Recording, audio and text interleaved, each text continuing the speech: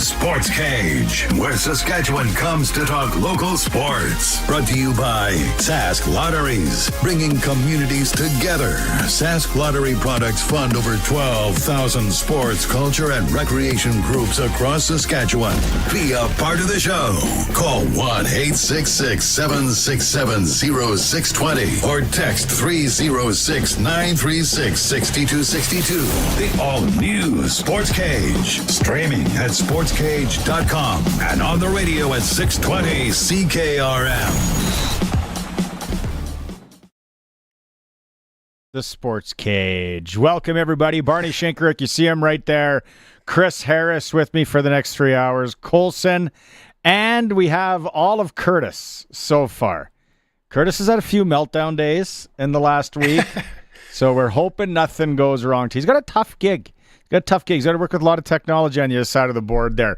3 hours here with Harry. Glen Suitor is going to join us in probably the first 10 minutes here. We're going to run down a plethora of CFL news. Harry's got an interesting story on hockey players in the NHL in this day and age and how things have changed. And it was from The Athletic. And to be honest, I'm too cheap to buy an Athletic membership, so we're going to go off Harry on this one. Hour 2, Arash Madani.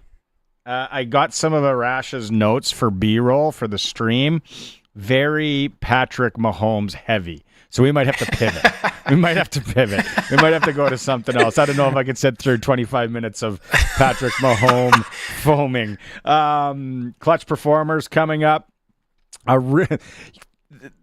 got an interesting clutch performer. If you're going to have to be watching the stream, and if you're an NHL fan from 24 years ago, it was one of the craziest things I've ever seen in a hockey game. And it really had nothing to do with hockey. Hour 3, we'll go through more of NFL, Glen again, and we'll have some fun. Okay, so Harry, this is wild. So it started with that clip that I'm going to play in the clutch performer on this day in history. Like, I know we don't do an official this day in history on this program. Right. Someone wants to sponsor it, call us, and we can hook you up. But actually, and then I started going down the bit of the rabbit hole on other things that happened on this day, January 28th. And so let's start with this one. This one's sad.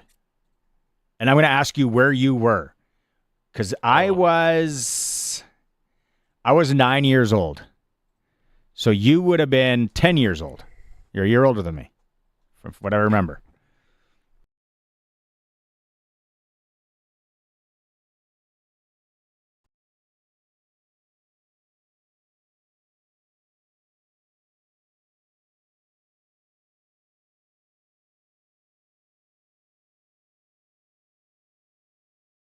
And then went into the Atlantic. I was 9, and I was driving up the Broadway Bridge in Saskatoon, probably in my mom's station wagon, and I was at 5 corners. There were 4 corners? No, 5 corners. Is that what it's called up there? 5 corners. 5 corners. Yeah. Yeah.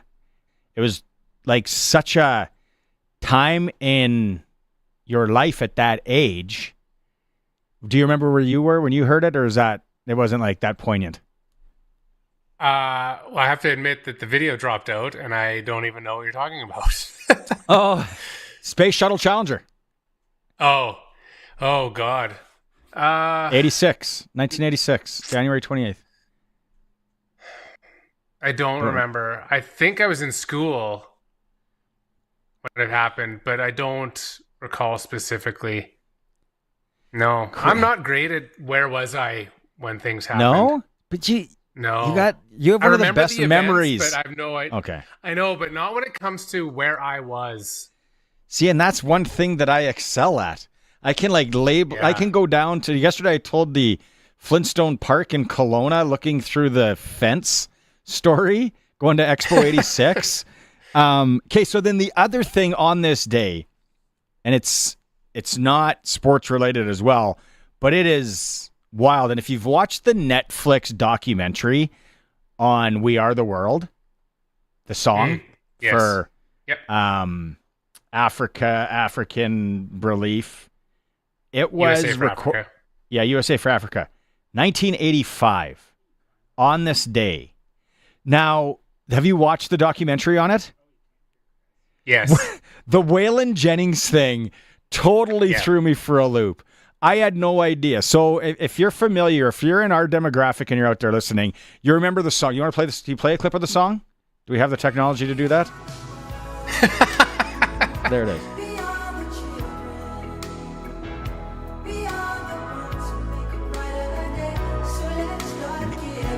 Glen Suitor would have been training when this song was coming out. So it was recorded by the supergroup USA for Africa, written by Michael Jackson, Lionel Richie. Tina Turner was in there, Stevie Wonder, Bruce Springsteen, Diana Ross, Bob Dylan, Ray Charles. But the thing, if you watch the documentary, so they started it after the award show, right? It was like 10 o'clock at night. And then they bring all these artists into the studio at 10 o'clock at night, and they grinded till 8 in the morning.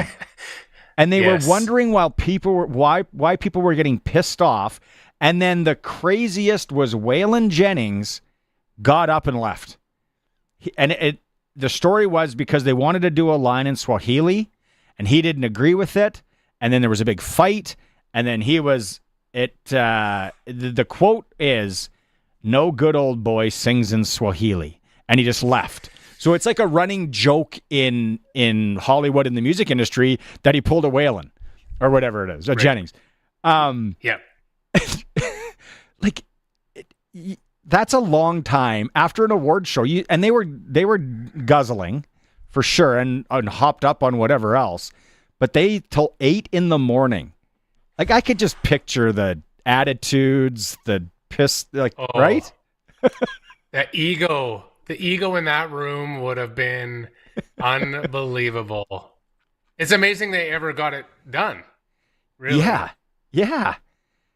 Okay, so we start the show with a little non-sports on this day in history. We do have a good one coming up. We'll revisit this. But he's waiting in the green room on the stream. If you're watching sportscage.com, you see him right now. Glen Suitor joins us for press coverage. Now, Glen, what do you remember? I don't know if you caught both of those, but let's start first. 1986, Space Shuttle Challenger on this day. Do you remember where you were?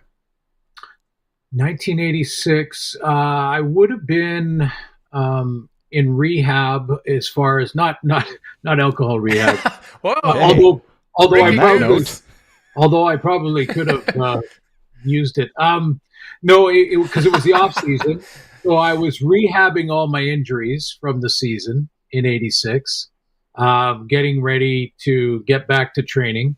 I would have probably been in North Vancouver at that time. I don't remember specifically. I do remember how I felt, though. I just, when you start to get comfortable with all this new technology and everything, and then something like that happens, and you think, well, whoa, they haven't got it all figured out yet, and lives can be in danger. So I do remember sort of having that uneasy feeling and trying to sort of, in the wrong way, and I shouldn't have done this. I do it all the time. Is bring in the stuff that you normally go, like flying in airplanes and things like that. And I'm going, don't relate it all to that accident. And then the song one, I remember that song big time. Like I remember the song. I remember being impressed with all the people that were involved in it and how much money they raised. But you mentioned, to be up at 8 o'clock in the morning in a jam session. Been there, done that. Till 8 in the morning. Been there, done that on campfire sing-alongs. Yeah. No, like you would have think. Okay, so they were, what was it, the Grammys or whatever the award show was the night before? Was it the Grammys, Harry? Yeah. And then they come over to the studio at 10 o'clock. And here's one of the quotes. It'll make you guys laugh. I was reading up. It was Stevie Wonder. Let me find it here. Yeah, the names were unreal.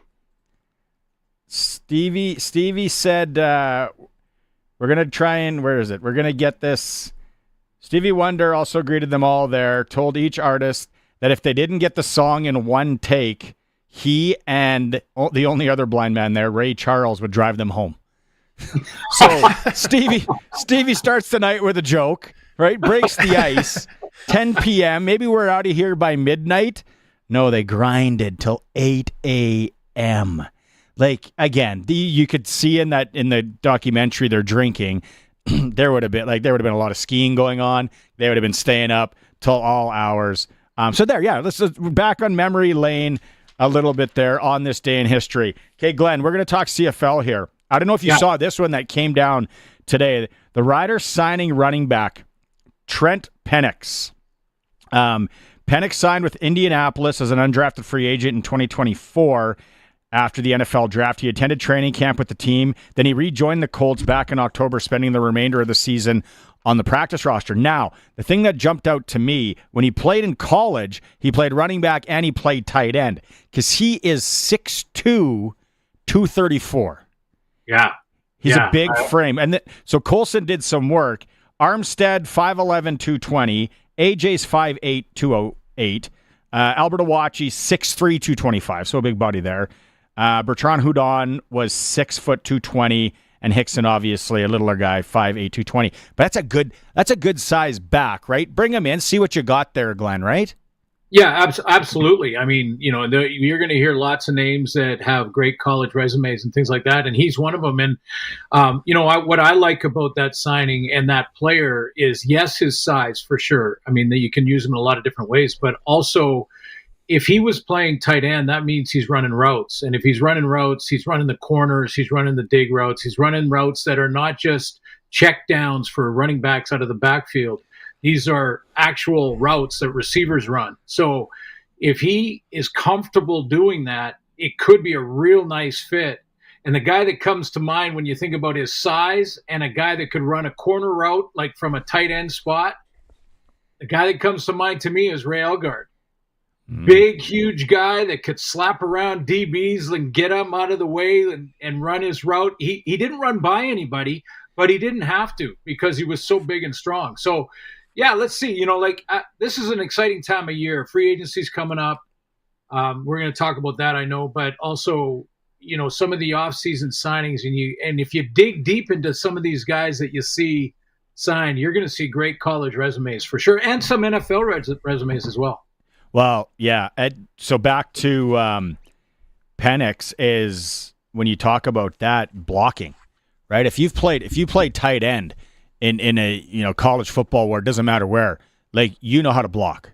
Like you're blocking ends, linebackers, corners coming, zipping by you, right? So I like that part. Then yesterday you mentioned it. The Riders signed Super Bowl and Grey Cup winning defensive lineman Shane Ray, who's got CFL experience and experience with Mace.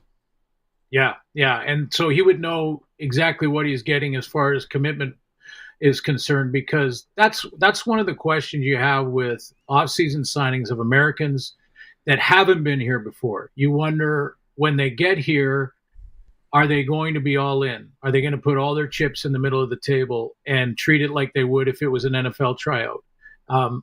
Because although you would think it's automatic that they would, it doesn't always happen. Sometimes they come up thinking they'll dominate, figuring out that they won't quickly, and then, be behind because of that sort of assumption, or that they come in and they think they don't have to give it all to be on the roster and to be a great player, because it's not the NFL. And so you got to see what you get as soon as they get here. You don't know that until they're here. So that's why guys that have not played, or guys like Ray who have played, are safer signings for guys like Coach Mace. That kind of leads into my question. Is it a better fit and a better chance of him sticking because he's been in the league before, been in the NFL twice? Like, he kind of knows the deal at this point. Yeah, no question. He's a pro, so he knows how to take care of himself, how to be ready mentally. At that level, at the pro level, both sides of the border, it's shoulders up that is most important. Are you committed mentally? Are you going to be all in to make sure you know what your assignments are? All those things. So he'll be good in all of that.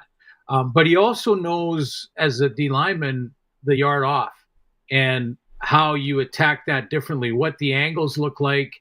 So his preparation going into camp is way ahead of any American D lineman that has not been up here before. And then he has to figure out, oh, this is different. This is completely different because I'm a yard off. I can come at a different angle. A lot of different moves that are pass rush moves that are more effective here than they would be down south because of it, and vice versa. So, it's a fun time. It's a fun time of year when you see some of these young guys coming in. What's your take on the tampering window? Yeah, I like it. I'm fine with it. I really am. Like in fact, I think you need to have a short window where you have a chance as a team to sign your players back. So guys that are going to become free agents in February. I just think it sounds like badass, right? Tampering. Yeah. The CFL's got this tampering window. It's like guys are meeting in back alleys in trench coats or something. I guess the name is kind of, it sort of points to that direction. But I like it. I mean, I think you actually should tighten up the window where teams can sign their own guys back. So the Grey Cup is done mid-November, and you have to account for holidays because we have to respect Christmas and New Year's holidays and things like that. But before and after that, let's say, second week in January max, that's the window where you can exclusively as a team talk to your potential free agents and see if you want to re-sign them. And then after that, we should just let them go. And most people think that the legal tampering is only good for the players. I don't agree with that at all. I think it's as good for the teams as it is for the players because they can make calls. And even though you might, through a third person or, a friend of a friend of a friend, know that a free agent in Ottawa is potentially looking at Saskatchewan as a landing point, you may know that through a couple of people, but you're not sure until you actually talk to the guy. And that's where that tampering window opens up so you can do it. And a team, if they could do that even 2 weeks earlier, I say tighten it up. But I'm all for it. And now that you mention it, Barney, the name is pretty good. It is. It is. Ooh, those CFL guys do some crazy things up there, man. This tampering window. It's like a bunch of is it illegal? Illegal stuff's going on. No, but hey, what's going on in Winnipeg? Wolotarski, right? They kind of cutting him loose. Big Hill doesn't sound like. What do you? Any insight? What's going on there, Glenn? Well, I just I think for 2 or 3 years now we've all.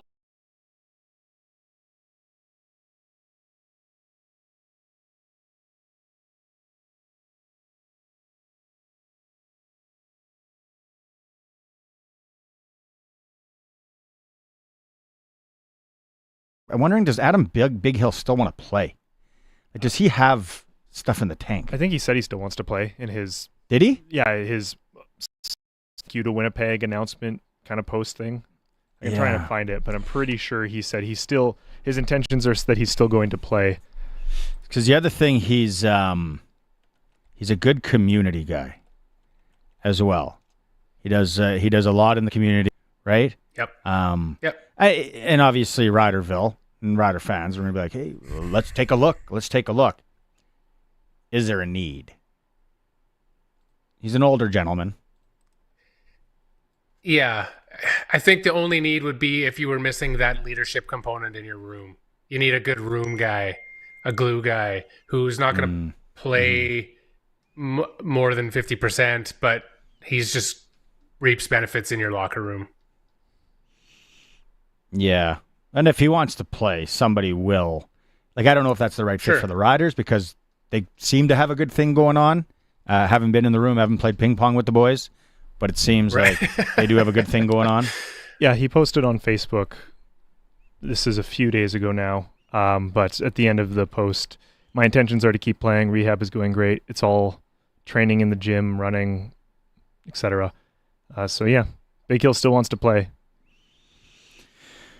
He's definitely one of those guys that has a lot of heart. Yeah. I don't think that's ever been in question. Like, when you talk CFL CFL leaders on the defensive side of the ball for the last, God, I don't know, 10 years, 8 years. His name is always at the top in terms of like guys that go balls out every play and are just great team guys. So he definitely brings that to the table, if nothing else. He's one of those guys. You see it in any sport, right? In football, it's like, oh, just hated him so much because he was so good against you. In hockey, he's like the Corey Perry or the Matthew Tkachuk. In basketball, Dennis Rodman back in the day.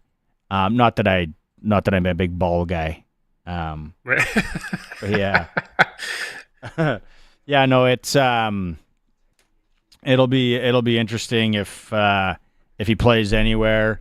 Doesn't sound like the Bombers just everything there kind of confuses me. And we get Glen back on, he's back on. Harry and I were just talking about Big Hill being a leader, still wants to play Glen, and just kind of everything else in Winnipeg. I don't know what, like, it's through the rebuilding, but do they know they're hosting the Grey Cup? Yeah.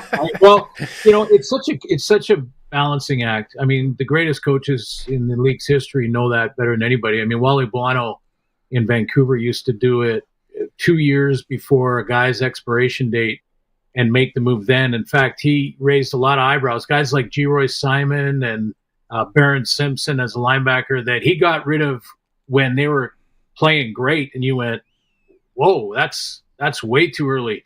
And yet, those guys had a couple more years where they were good, but not the G-Roy that we saw when he was in his prime. So, I think there's a balancing act to be had here. Winnipeg has got to rebuild some guys. They're old, and a lot of their starting guys, I say old, like getting up there into the 30s. And Big Hill is so intriguing to me. You guys mentioned leadership. I'm not sure if he would be okay with a contract that didn't make him an every down player because of his injuries and some of the things that he's gone through and his age. He's 36. I'm not sure that Adam is an every down player now. And because he is such a strong character to him, is he going to be okay with that? And so you have to find that out first. But boy, he'd be intriguing. Like Saskatchewan gets a guy that is so good in the room, such a great leader, by example, versatile, can play when he's healthy, can play free safety and linebacker as good as any free safety and linebacker in recent memory. And that's saying something because you can rotate those guys. And he knows the caramel secret. Like the Bombers have been to the show 5 years in a row, and yet they haven't won them all, but he knows how they got there. He knows how they did it. I'll tell you guys a quick story. In 1987, Nick Hebler came into our locker room. Nick Hebler was a BC Lion defensive lineman, and Hebler had won the Grey Cup in 85 in Vancouver. So he comes into our locker room, and by then his playing days were basically behind him, and I have tremendous respect for him. I'm not disparaging him. He wasn't putting up big numbers on the stat sheet any longer. But what he did in our locker room was to basically tell every player by example that what we're doing is the right path to become a championship team. It was validating our process. And Hebler was a strong leader to do that. He stepped in, he just won the cup, and he says, guys, all the talent's here. You guys are practicing and preparing the way you should be. This is a championship caliber team. And 2 years later, we got there. So, I think that's what an Adam Bighill can do for your team, as long as he's okay with possibly not being an every down player.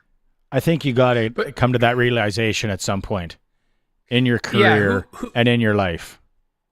Who has that conversation with him? Glenn, surely you've played with guys that they were known for doing one thing, and when they can't do that one thing anymore, but they still are a valuable contributor in other ways, how do you get them to shift their mindset to be, look, you're not an everyday player anymore, but you still are a valuable resource? Like, that's a pretty bitter pill to swallow for somebody who's been one thing for so long.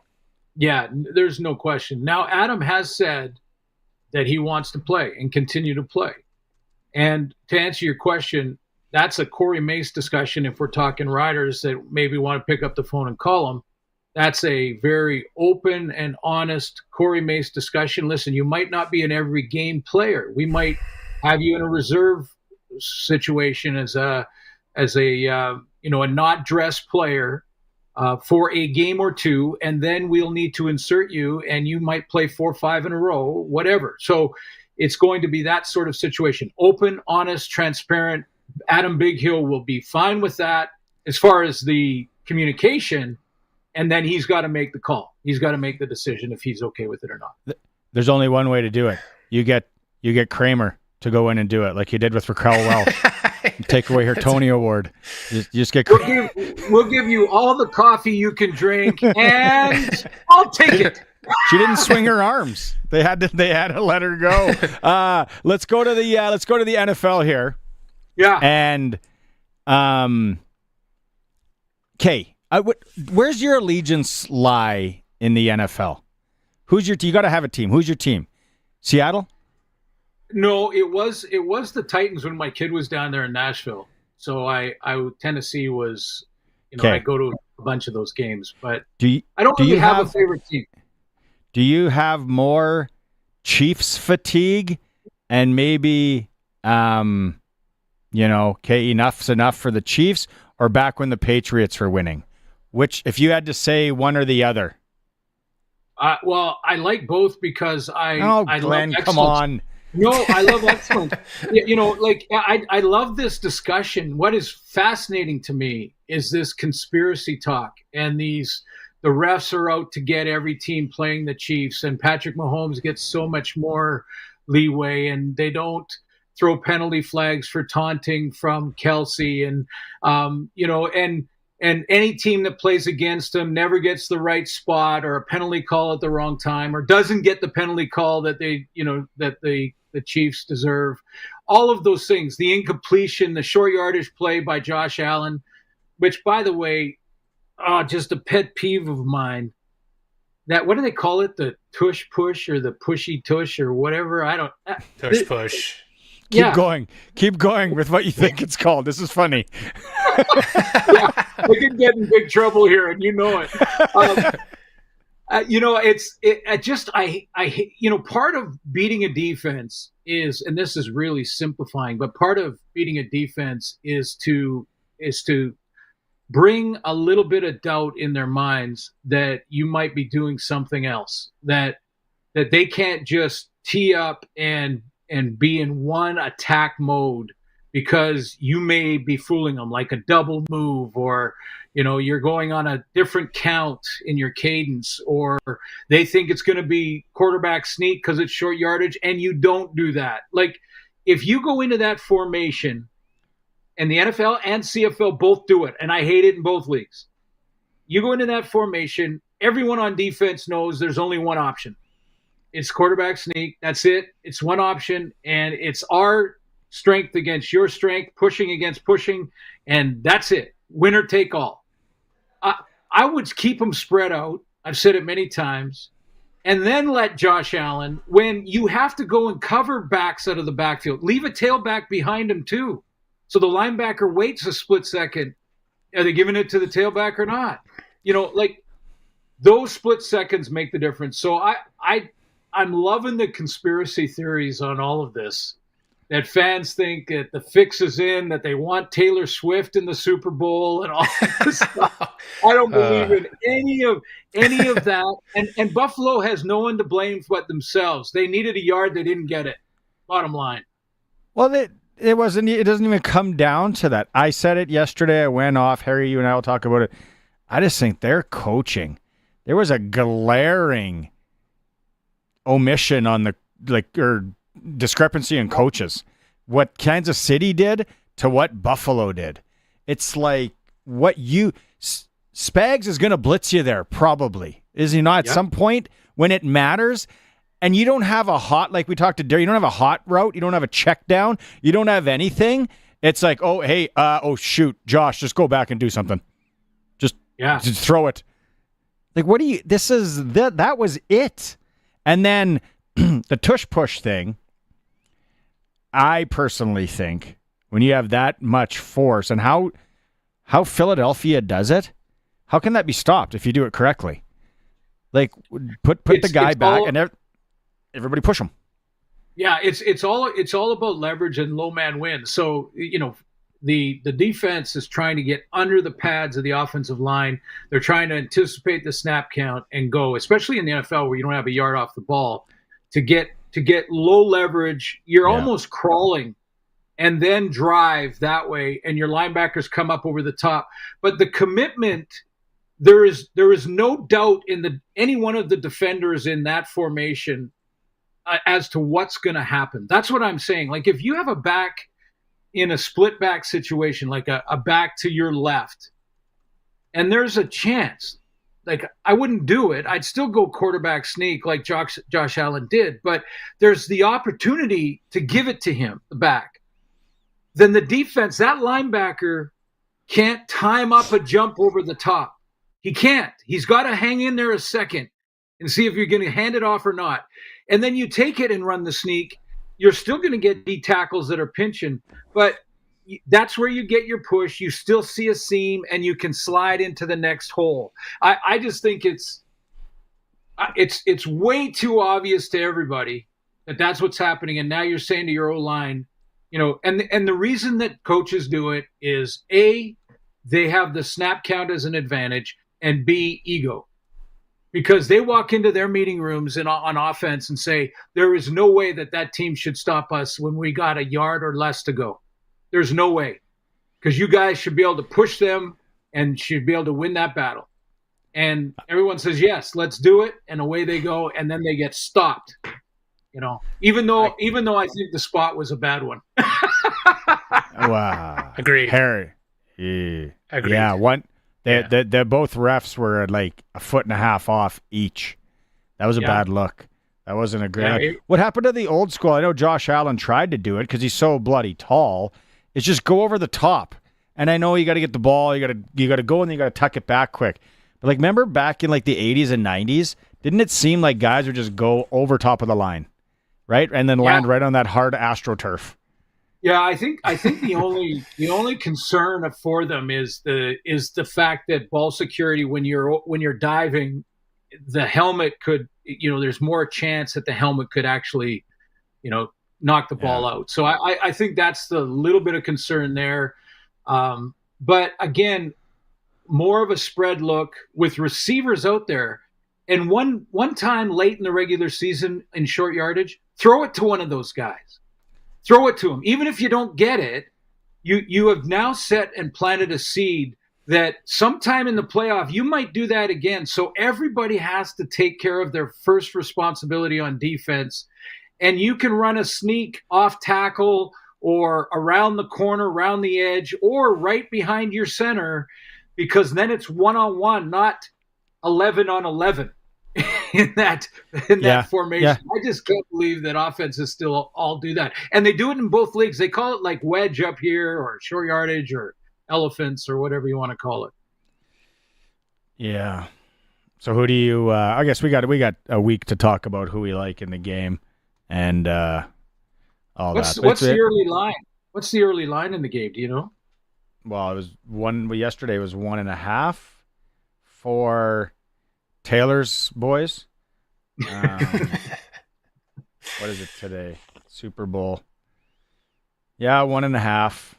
Eagles are plus 106. Interesting. Yeah. I don't know. We like I said, we got a lot of time to talk about it. We're already 20 minutes to the hour here, Glenn. Yeah, see? and I've got a list of possible free agents that I think the Riders would be interested. We could wait till Thursday to talk about it. Yes. Let's do that. It's players that unless they sign in that period in the next couple of days, it's players that you might not have expected. I think my list is going to be different than a lot of guys' lists. Oh, you'll be with Maz on Thursday. There's a tease for you, everybody, to tune in on Thursday with Suits. All right, have a good one, buddy. Thanks, guys. Take care. See you later. Glen Suitor. You too. Press coverage. Joining us here on the Sports Cage. We are running late. It's time for a break. We are streaming at sportscage.com, and we are on the home of the Saskatchewan Roughriders, 620 CKRM. Been there, done that. We get it. And we've got something great for you. The Great Bin Giveaway on 620 CKRM. We're giving you the chance to win a 100-ton fertilizer bin from Core Grain. All you have to do is be listening to find out which sponsor locations you can enter at, all across southern Saskatchewan. You'll also have some chances to qualify during Saskag Today with Ryan Young.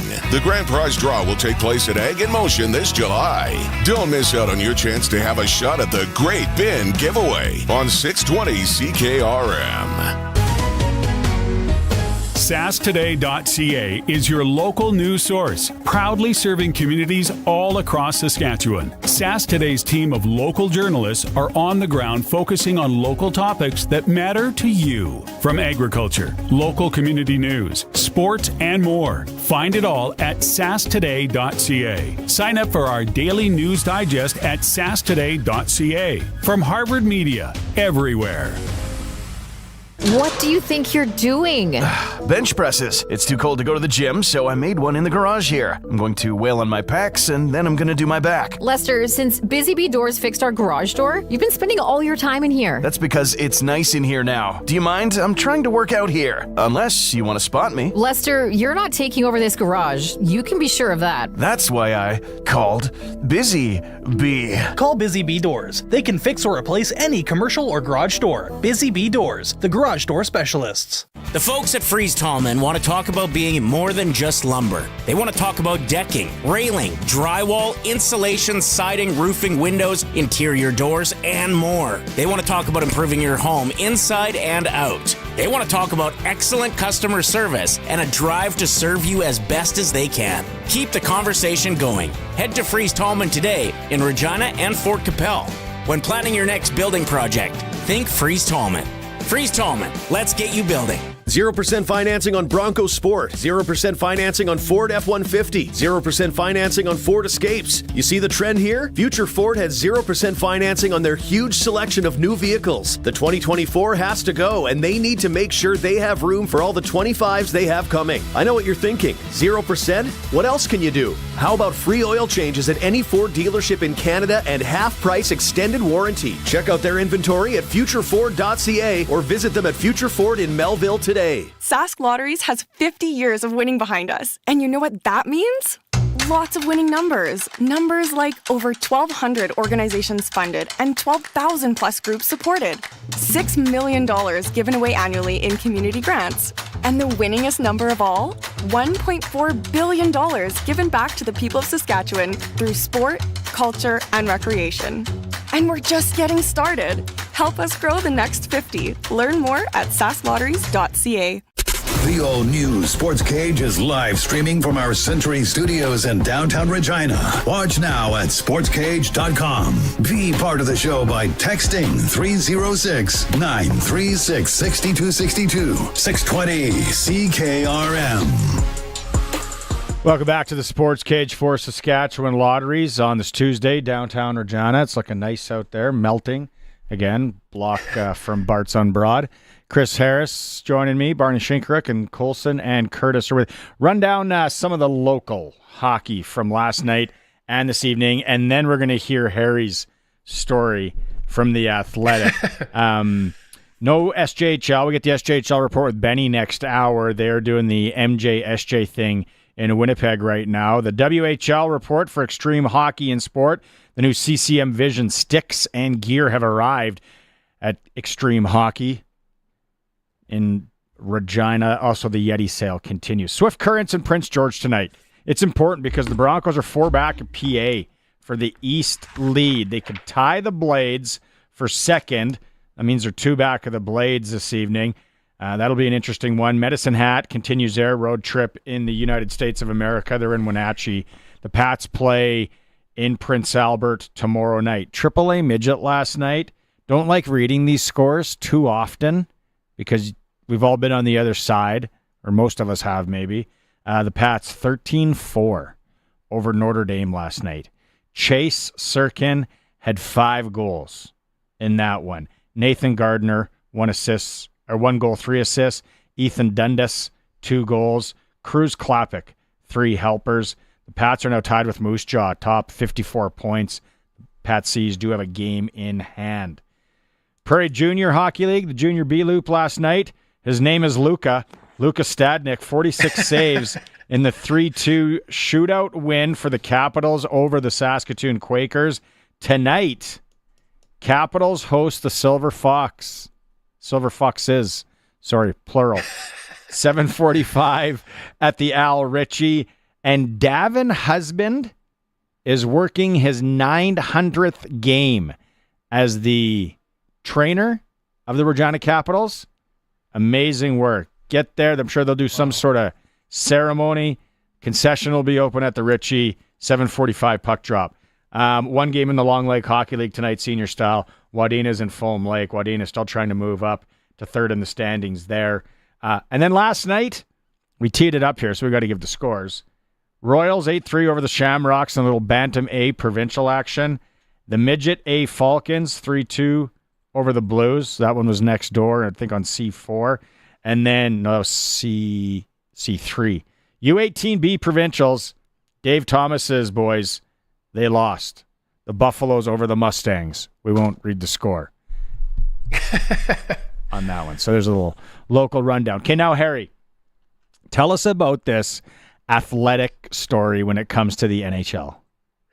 Yeah, so really just an interesting read because it's just a perfect indication of kind of how the world is these days, and professional leagues aren't immune to evolution, if you want to call it that, or change. And so basically the story in The Athletic was how boozing and partying in the NHL has been replaced by edibles and video games.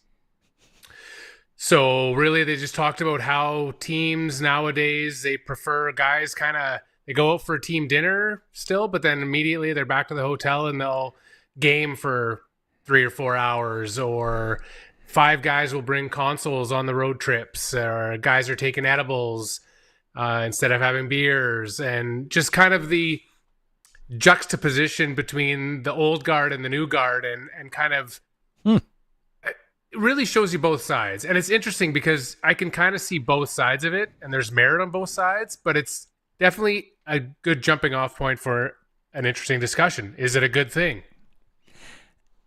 Hey, to each their own. It's definitely not our dads or even our NHL. We all wanted to play in the NHL. Part of it was going out and guzzling as an NHL player, partying and waking up hungover and going for morning skate the next day. So it's funny on that. I'm not going to say any names. I heard a story a while ago. Some prominent junior hockey players, one for sure, played in the Western League, and the rookie parties, and it's the 20-year-olds, because when it gets to, obviously, as everyone knows, junior hockey, you got 20-year-olds, could be a guy turning 21, and then you have kids that are 15 turning 16. Like, that's a huge gap.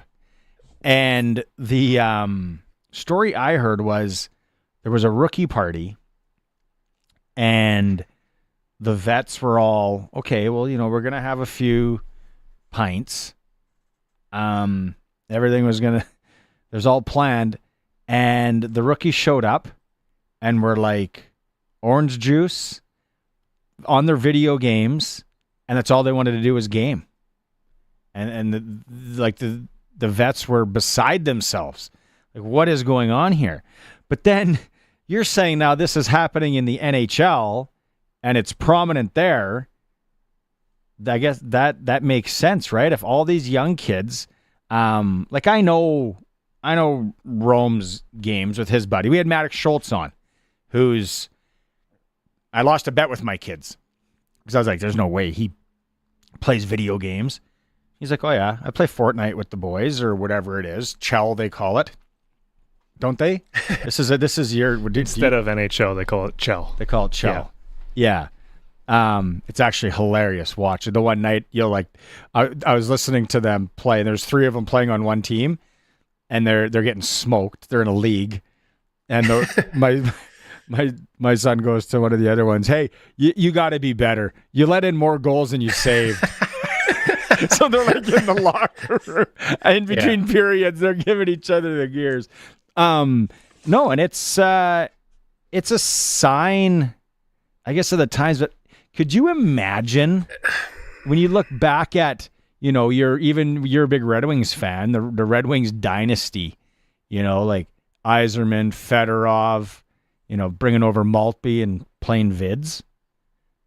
Yeah, it's really, really tough to wrap your mind around. And I get it. Like, there's several things that contribute to this, one of which was COVID, where guys just got used to being on their own in a hotel room and weren't allowed to socialize. I get that part. And then I also understand the social media aspect. Like, if Tavares and Marner and Nylander go out in Toronto, everybody's got their cell phone out, right? So now if you have a few at a club, if it's your off day, now you're on social media. So I get that life in a fishbowl mindset. But on the other side of it, just the whole concept of like the team bonding, like that's how teams used to bond. Road trips, drinking. There's one quote, Nate Schmidt, they asked him, he was one of the sources in the story, and he was told by a veteran when he came in the league, if you can't play hungover in this league, you don't belong in this league. And that was just the way it was. And then another one was the guy talked about after the game. He's like, you get 2 beer in the dressing room, and then you get to the bus and there's 2 beer in your front seat. And then while you're driving, there's 2 more. And then when you get to the hotel, there's 2 more. Or when you get to the plane, there's 2 more. So it's like you get a nice little, they called it like a professional buzz just to get home. Like, that's just the way it was. And we are so far removed from that now that it's shocking. You wouldn't even recognize it, I think, if you saw it now. The professional buzz. They're just making up words. We called it the executive. We'd have 8. Yeah. Go back to work. Basically, that's just the way it was. Yeah, well, and the edible thing, like, it's legal everywhere. There's a few states that it's still not. And 2. Which ones? Texas and Tennessee. So the Stars and the Preds. Yeah. So then things have to happen. Got to make arrangements. The thing I do get with the edibles too is that nowadays they're using lower THC but higher CBD, which, as everybody knows, CBD has anti-inflammatory properties, and so it helps you heal, helps you recover better. And you talk to anybody, and I know you can definitely relate to this. Anybody that still plays hockey, even if it's just beer league, guys say they have a hard time going to sleep after they play hockey. They have a 10 o'clock game. They're up till 1:30 in the morning because they're wired. Well, imagine being in the NHL where you might not get home until 1 or 2 in the morning and you got to play the next day or you got to be on a flight.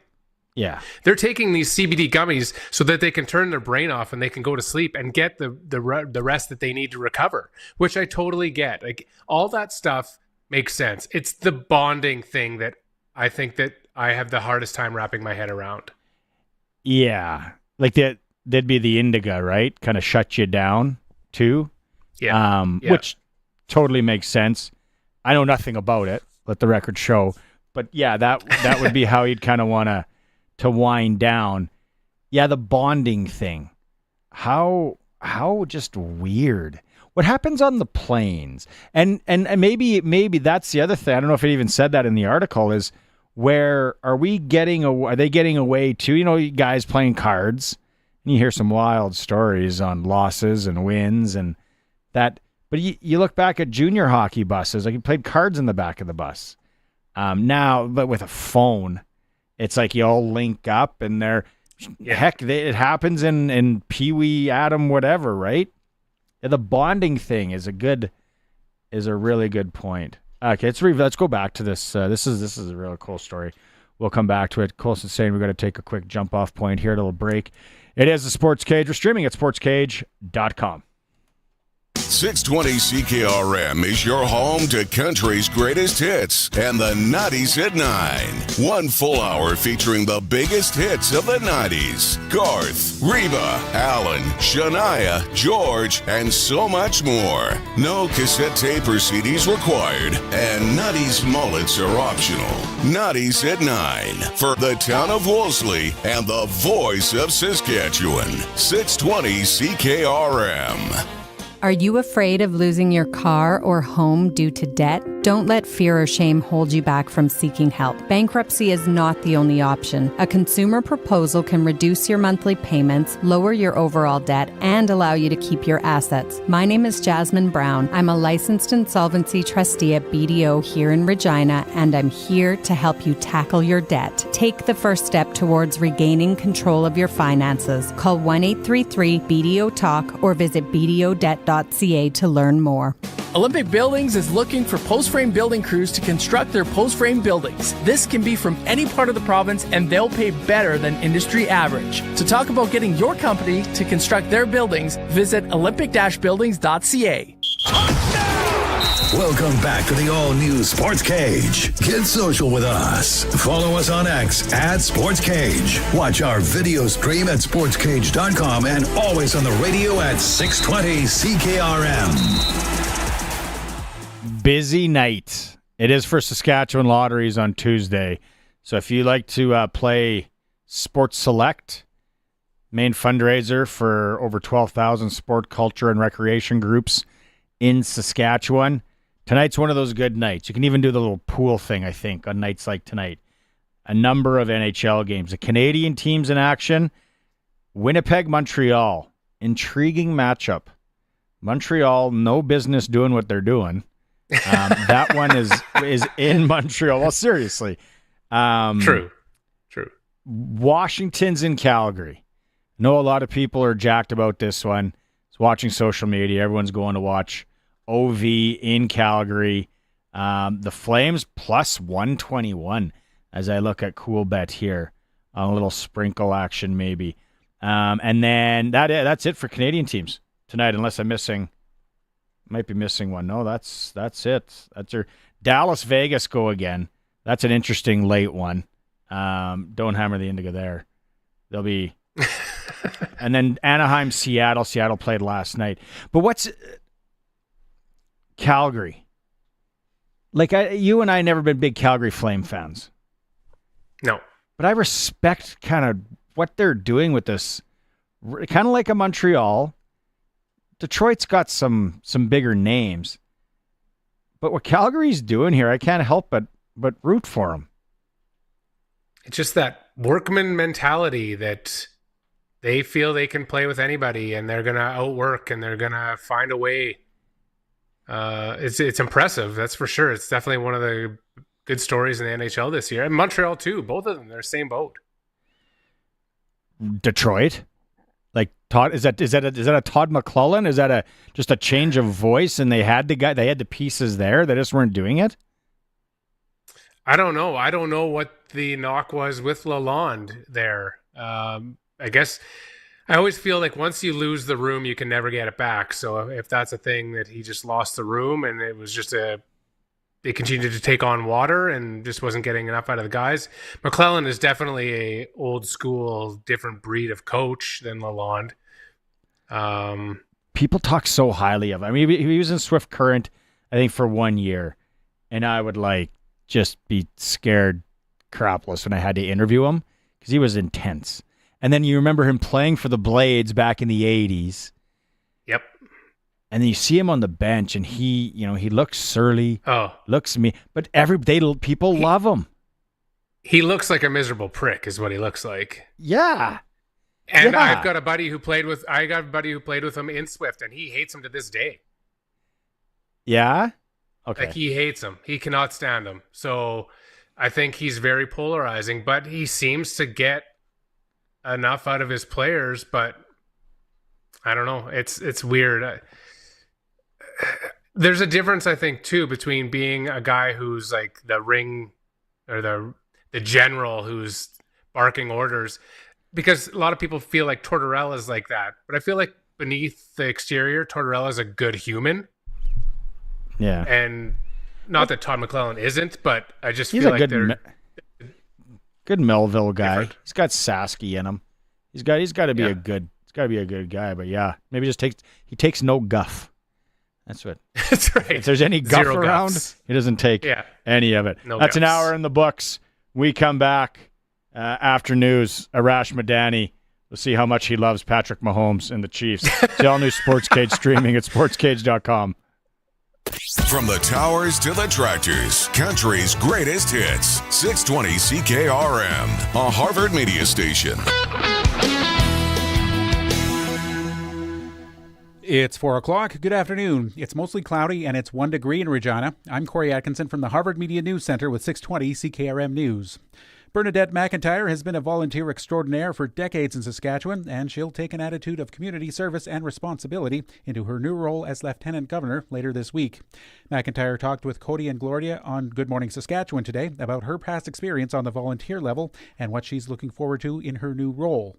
So there's rarely, as there a curling rink I haven't been in. So the communities of Saskatchewan are wonderful, but I haven't been everywhere. So I'm excited to return to places I've been and to explore more places in our wonderful province of Saskatchewan. McIntyre replaces Russell Morasti, who has been Saskatchewan's Lieutenant Governor since 2019. PV Industries says it's closing all of its stores countrywide and liquidation sales will start immediately. The farm goods company says closing sales will start at 90 PV Mart locations and 6 Main Street hardware locations as it has obtained an initial order for creditor protection. PV Industries blames several factors for its decision to seek creditor protection and close its stores. They include record low consumer confidence, increased operating costs, and continued disruptions to the supply chain. A potential strike today at Canadian National Railway was averted. The company reached a 4-year tentative agreement with a union representing some 750 signals and communications workers across Canada. Details haven't been released, but the union had been pushing for better work-life balance and higher pay. The deal still needs to be ratified. Donald Trump's press secretary says the U.S. president still intends to put 25% tariffs on Canada and Mexico on Saturday, despite not following through with the original threat last week. Caroline Leavitt took questions from reporters at the White House for the first time since Donald Trump's return to office last week. The president had originally threatened tariffs on day 1 in office, but they never came, and instead he chose the new date of February 1st. Leavitt was asked about whether the devastating duties were still coming. As far as I'm still tracking, and that was last night talking to the president directly, February 1st is still on the books. Trump initially connected the duties to border security, and Ottawa responded with the $1.3 billion border plan. The president has since linked the tariffs to economic and trade concerns with Canada, making jabs that it should become the 51st state. Kelly Malone, The Canadian Press, Washington. And 1 day before U.S. Health and Human Services nominee Robert F. Kennedy Jr.'s confirmation hearings are set to begin on Capitol Hill, his cousin Caroline Kennedy has penned a letter to American senators telling them to reject his nomination. Reporter Catherine Falders has more. In that letter, she says that family and friends followed him down a path of drug addiction. She goes into details about various different instances. She says that he's a predator and that while she did praise him, RFK Jr., for, in her words, quote, putting himself out of illness, she also states that her cousin is addicted to attention and power. She also said that her cousin's views on vaccines are disqualifying. That's your 620 CKRM News. Read more stories from around your community and around the province at sasktoday.ca and 620ckrm.com. Your weather is next. Nobody knows the equipment market like Ritchie Brothers. If you're selling heavy equipment and trucks, Ritchie Brothers will get you the most buyers, industry expertise, and the widest selection of custom selling solutions. Sell equipment your way from your yard or a Ritchie Brothers facility. Ritchie Brothers will drive demand for your assets like no one else can. Contact your local territory manager today to get started. Visit rbauction.com to learn more about selling with Ritchie Brothers. CoolBet has all the hot games. For all the free-to-play casino games, head to coolbet.co. They've got sports odds, including Saskatchewan senior hockey, plus all the sports odds you can think of. From the ice to the field to the court, CoolBet has you covered. All at your fingertips. No risk, just thrill. So why wait? Get in the game and embrace the unexpected at coolbet.co.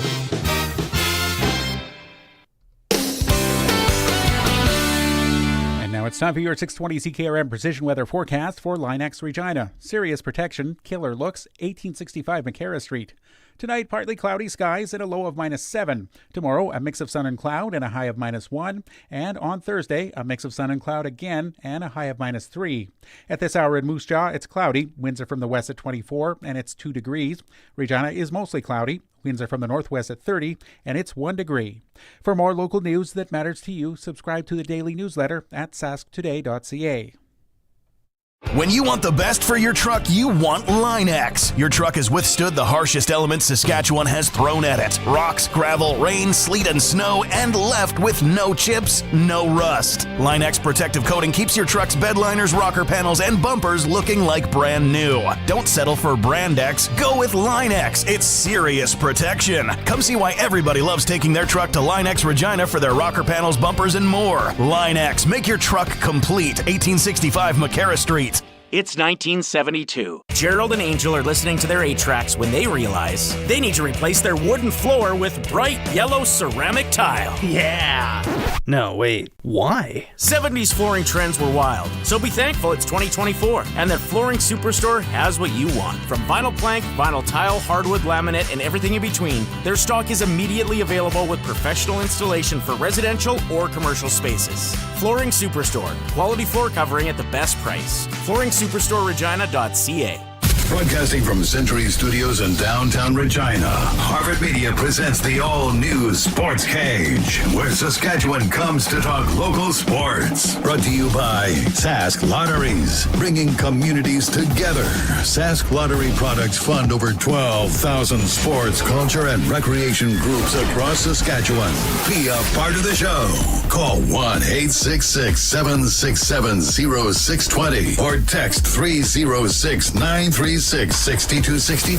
The all-new Sportscage. Streaming at sportscage.com and on the radio at 620 CKRM. Hour 2 is here. It's Barney Shinkera, Chris Harris, Colson, and Curtis. Still to come this hour. Our clutch performer. I'm going back 24 years for my clutch performer. You're going to want to be watching the stream for it. If you're a hockey fan, NHL fan, you probably will remember this ultimate twist of karma. It's something else. SJHL report with Benny Walchuk still this hour. And Harry, we started the show in hour 1, so we'll kind of recap. The sad one, that on this day in 1986, the Space Shuttle Challenger crashed, broke apart 73 seconds into flight. And then the other one on this day was We Are the World, original recording, 1985. If you're in our demographic, you remember that song. It was a big hit, raising money for Africa, the famine that was overtaking the country of Africa, continent. And they started at 10 o'clock at night, and they didn't finish till 8 in the morning. Waylon Jennings walked out. He was so angry, he just left. It's like a running joke in Hollywood. There's a Netflix documentary on it. Michael Jackson wrote the song. Lionel Richie had his hands in it. Stevie Wonder was there, Tina Turner, Bruce Springsteen, Diana Ross. The Waylon Jennings thing, just totally. It's one of the funniest things that I think I've seen in a documentary, and it's just good it's interesting to watch because these artists were like planning to be there for a couple of hours, and they were there for like 10. It's like, come on, Michael, wrap this up. We know it's a good song, but it's 8 in the morning, buddy. And so that was on this day. 1985. Good tune. We Are the World. Let's go out on the Western Pizza guest hotline because you have the Western. What are you pointing? Oh, yeah. Western Pizza, free delivery, orders over $25. Western Pizza Express. The all-new Sports Cage and Coast to Coast with Arash Madani is brought to you by Smart Investing Solutions. Be smart with your money. Call Brian Golly at Smart Investing Solutions, 546-2533. Arash, you ever seen that documentary? We Are the World? No, I have not. You got to watch it. It's actually it's a musical coming to Toronto, actually, about it next month or something. It's all over my YouTube algorithm. I have no idea why. Have you heard the song? You to go. I have heard the song. Okay. I'd like Marty to sing it for us. Have you played it recently at the gym? Is that why you're getting hit with all those ads? Just a nice slow walk? You know what? I'm very flattered that you think I go to the gym. You play tennis. I play tennis. I like going to the gym to go to the sauna, you know? Oh, the executive. We were talking about the executive earlier.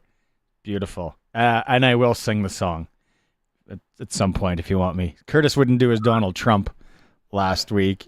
Chickened out on that. No, but it's you got to watch the documentary, and then if you go to the musical, let me know if there's a part of it where Waylon Jennings walks out, because then that'll make the whole thing even more realistic. Yeah. Oh yeah. How was your weekend? Weekend was sensational, fellas. I gotta tell you, I'm very fortunate. First for play, then for work. Over the last 4 weeks, I got to Ford Field for Minnesota Detroit, and that place was rocking. But we arrived 4.5 hours before the game to Kansas City on Sunday to work it. There had to have been 35,000 people already in the parking lot. Like, you smelled charcoal everywhere. You smelled cigar smoke everywhere. It was Kansas City fans. It was Bills fans. The barbecues were wild. People were ready. And that stadium was rocking. An hour before kickoff. What's your tunnel story? So we had no idea where we were going, right? So it's a new stadium. Best stories start with that line. Right. There's 2 working elevators in the whole place. So come down. It's like, okay, the game. There's 5 minutes left in the game, and I'm just looking for any kind of monitor because I'm watching the game in the press box. Come down, and I see it like towards the end of a hallway. You can tell you're by the Bills locker room. I see a monitor, so I just kind of stand at the end of the hallway, just kind of watching the end of the game. And my camera guy, Dean Garapi's beside me. And then the next thing you know, suddenly we're like, oh, well, okay, game ends, whatever. Then you see one Bills guy coming, and then another, and then another. And suddenly you're like, right, we're at the top of the tunnel right beside the locker room. Sean McDermott looked like he saw a ghost. Josh Allen looked like he had no idea where he was. Big Dion Dawkins, all 335. Look at this. Josh, if you're watching on the stream, Josh is coming off the field as they're bringing the stage onto the field and then up that tunnel. We're kind of about 15 yards from there. Big Dion Dawkins, 335 pounds, tears in his eyes. James Cook was pissed. He threw his gloves. It hit Dean, my colleague. And you realize kind of in that moment, man, this is not going to go over well with these guys. Excuse me, championship stage coming through. Shove over to the side. Yeah. If you'd done something with 3.5 minutes to go, Josh, you would have been standing on top of the stage, Josh. I'm going to throw this to you. Then Harry, you can go. I thought once again, I shouldn't say once again because I'm not a huge Buffalo insider. I don't know. They were badly outcoached once again, I think. I agree with that. I thought Andy Reid outcoached himself in the third quarter. I thought his play calling on offense was garbage. But Buffalo had to bring their A game to beat them, and they brought their B- game. There were a lot of guys who weren't sharp. Josh Allen among them. Right out of the gate, 2 overthrows. He drops a shotgun pass on 2nd and 5, which then turns into 3rd and 9. He missed Curtis Samuel coming over the middle, which would have been like a 40-yard gain. And yeah, coaching was a big part of it. McDermott's challenge, McDermott's play calling out of timeouts, just refusing to budge off the tush push when it wasn't working. I thought across the board, Buffalo didn't play at a championship level. And to win on the road in the playoffs against Kansas City, no less, you have to play at a championship level. They just didn't. I wasn't up in Saskatoon watching it with my 84-year-old mother, but I'm almost positive she would have called the blitz coming at the end there. Yeah. I mean, I think everybody knew. And that's Steve Spagnuolo's DNA. And there's no help there. There's not an extra running back to pick somebody up. Like, they brought 8, including a corner blitz, a weak side corner blitz from Trent McDuffie. And then the linebacker, George Karlaftis, was the one who got home. And people are saying, okay, Kincaid didn't make the catch. Well, he's running the opposite way. It's coming. The fact that you don't have anybody back there to try and pick somebody up to give your offense a fighting chance, that goes back to, Barney, what you were talking about and the poor coaching. Was this Buffalo's best shot to get to the Super Bowl? Are they going to be heard from next year? Are they losing? Was this it? I don't know if it's it. The problem is you have to start all over again.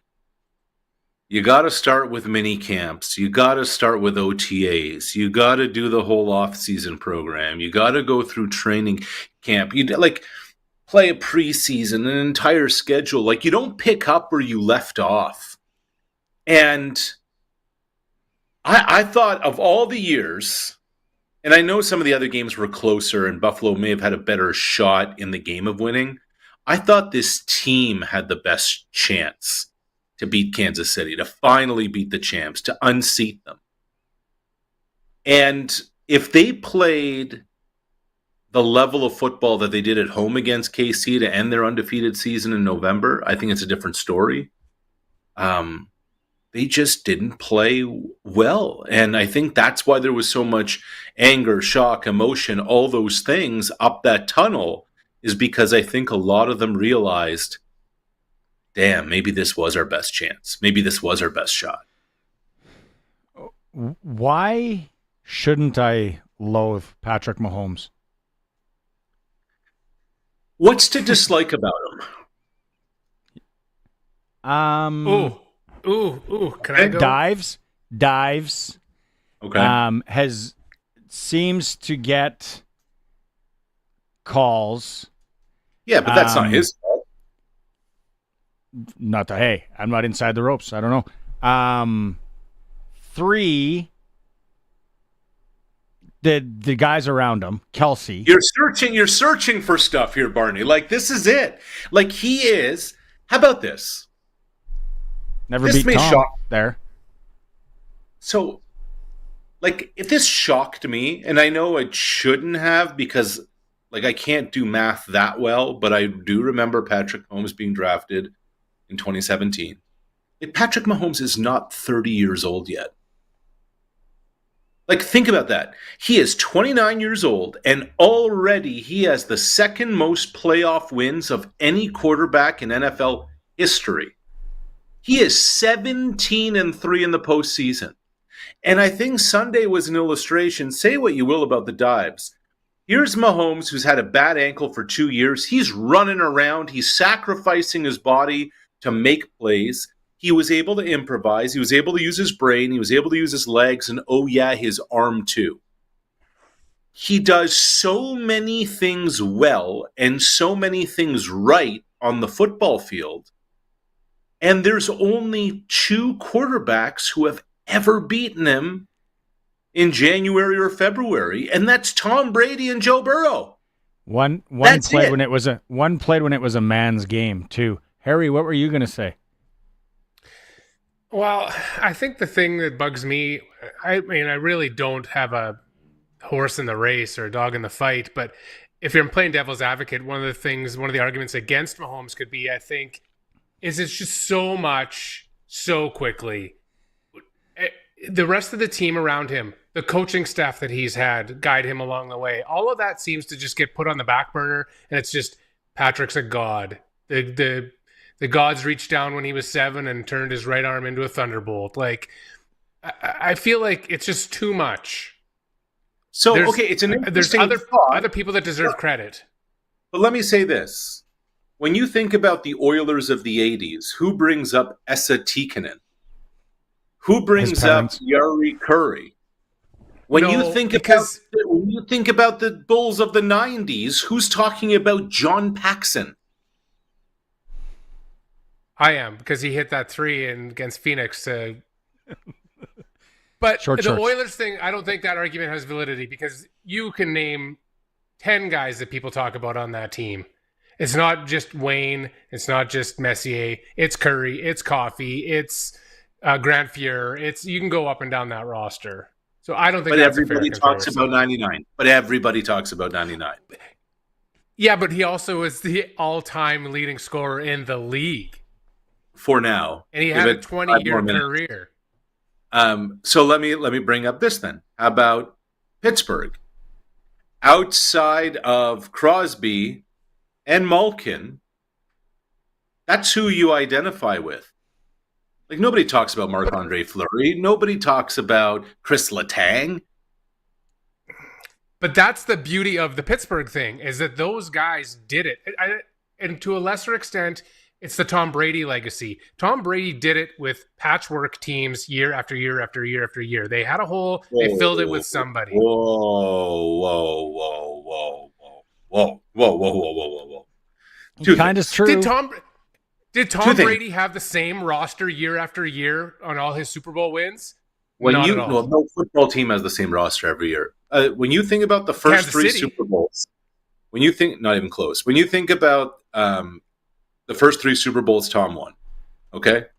Richard Seymour, Mike Vrabel, Ted Johnson, Teddy Bruschi, Ty Law, Lawyer Malloy. That's not patchwork. Like, That's defensive side of the ball. I'm talking offensive side of the ball, because we always talk about Mahomes' offense. Right. And I don't even go back to the old Brady, like the first 2. Like, you look at the last ones that he won, it's like Rex Burkhead. Who? Yeah. And some Henry guy. The guy, like... Hunter Henry, yeah. And Edelman was a quarterback. Didn't Henry play lacrosse? Yeah, maybe. He was a lacrosse player in college. Didn't they find Gronk in some kind of zoo? Yeah, like, I get it. But to go back to your analogy, like Pittsburgh had, like, Sidney and Malkin won with Maxim Talbot and Pascal Dupuis, and like they just filled holes with these. But there was those guys that carried the mail. I just don't feel like Patrick Mahomes deserves all the credit, and that he gets all the credit. No, but the quarterback always does, and the quarterback always gets all the blame. Like, right now in Buffalo, it's still 17 didn't get it done. Again, Lamar didn't get it done. Again. But I would say this. I watched that. If you watch that game on Sunday, who was the most important player on the field for Kansas City not named Patrick Mahomes? Worthy. Okay. Chris Jones. So you have a rookie receiver. Isaiah Pacheco is a 7th-round pick. Kareem Hunt a couple of years ago was playing in Cleveland. P. Ryan's a nobody. Like, he's got very little to work with. You want to talk about patchwork. Kelsey caught, 3 balls on the night? 2, I think. They made it. What's that? 3. 2, I think. Yeah, 2. They made it work. They're making it work with very little. And I almost find, if you look at that KC offensive roster, that year after year is declining. Like, they had Tyreek Hill and Travis Kelce at one point. And now the number 1 receiver is a rookie. I think it's just I think it's pretty remarkable what they're able to do with the little talent that they have. Chris Hogan. That was the guy I was thinking of. Oh, Chris Patriots. Hogan. Man, whatever happened to that guy? He literally played David 5 Givens. good games. David Givens was catching touchdowns in Super Bowls. Yeah. Yeah, no, let me hate him. You hate he's my Kirk Cousins. Come on. I hate Kirk because he doesn't win. All Mahomes does is win. What I would like to know how he would have done early 2000s, shoot, even up to 2010 in that league. Getting the snot beat out of him every snap. Oof. It is funny though that it is funny that you have disdain for him considering you're a Tom Brady guy. So you have to know what it's like to have everybody on the planet hate your guy. Abs, that's why I ask everyone the question. Who do you hate more? I haven't asked you this question yet. Do you despise Brady back then or what's happening now with the Chiefs? No, I would say it's recency bias because it's happening now. I would say I respect Tom's full body of work over his entire career. I just feel it's just so much so quickly for Mahomes, and it's just kind of like oversaturation. I don't know. Recency bias. I get, like, for me, it's different. I just think watching greatness is amazing. And I find that when you have a phenom like this, it's not until it's all over that you start to appreciate it and say, wow, that was a heck of a run. Like, you're just watching what these guys are doing year after year after year. It's amazing. Like, you know who I don't despise? And if you want to watch greatness, you got to go to that musical that's coming. But who I really have respect for is Spags. Yeah. And Andy Reid. Yeah. For some reason, I cannot just hate those guys. Mahomes, Kelsey, they're on the hate pile. Okay, let's just tie the bow with this. Like, this is what I mean by greatness. Like, think of all of pro sports over the years. Players to win 4+ championships and 2+ MVPs before the age of 30. All time. Okay? In hockey, it's Gretzky, Gordie Howe, and Guy Lafleur. In baseball, it's Yogi Berra, Joe DiMaggio, and Mickey Mantle. All time. Basketball, Magic Johnson, Bill Russell. In the NFL, it's nobody. Except if Patrick Mahomes wins next Sunday. And then he enters that stature, that status, that category. 4+ championships, 2+ MVPs before the age of 30. No one's ever done it. And this guy is on the doorstep of it. We don't go to Tiger? Golf and tennis excluded?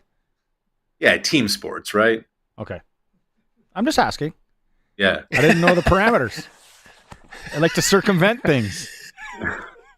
There's one championship a year in team sports. There's 4 major championships a year.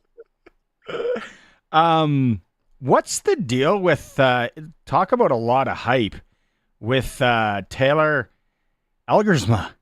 Like, he's at the Senior Bowl. I see him all over social media today. Is it a real deal here? Taylor Elgersma is like 6'5", 6'6". He's got a wingspan. He's got huge hands. He's got arm strength, and he can deliver the football. And here we have a quarterback, not just a Canadian quarterback, but a Canadian university sport quarterback who came up in the high school system here. It's not like he went to a U.S. prep school. It's not like he went to an NCAA program. If you're watching on the stream, yeah, that's with Wilfrid Laurier. Took him to a Vanier Cup for the first time in 20 years this past November. And guys, if he does okay at the Senior Bowl, I bet he's going to be at the Combine in April in Indianapolis. And there's a real shot, not that he's just going to get, a camp opportunity. There's a shot that if Elgersma does well this week in practices and ultimately in the Senior Bowl game, if he shows up okay at the Combine, there's a shot he gets drafted as a quarterback into the National Football League. There's a real chance there.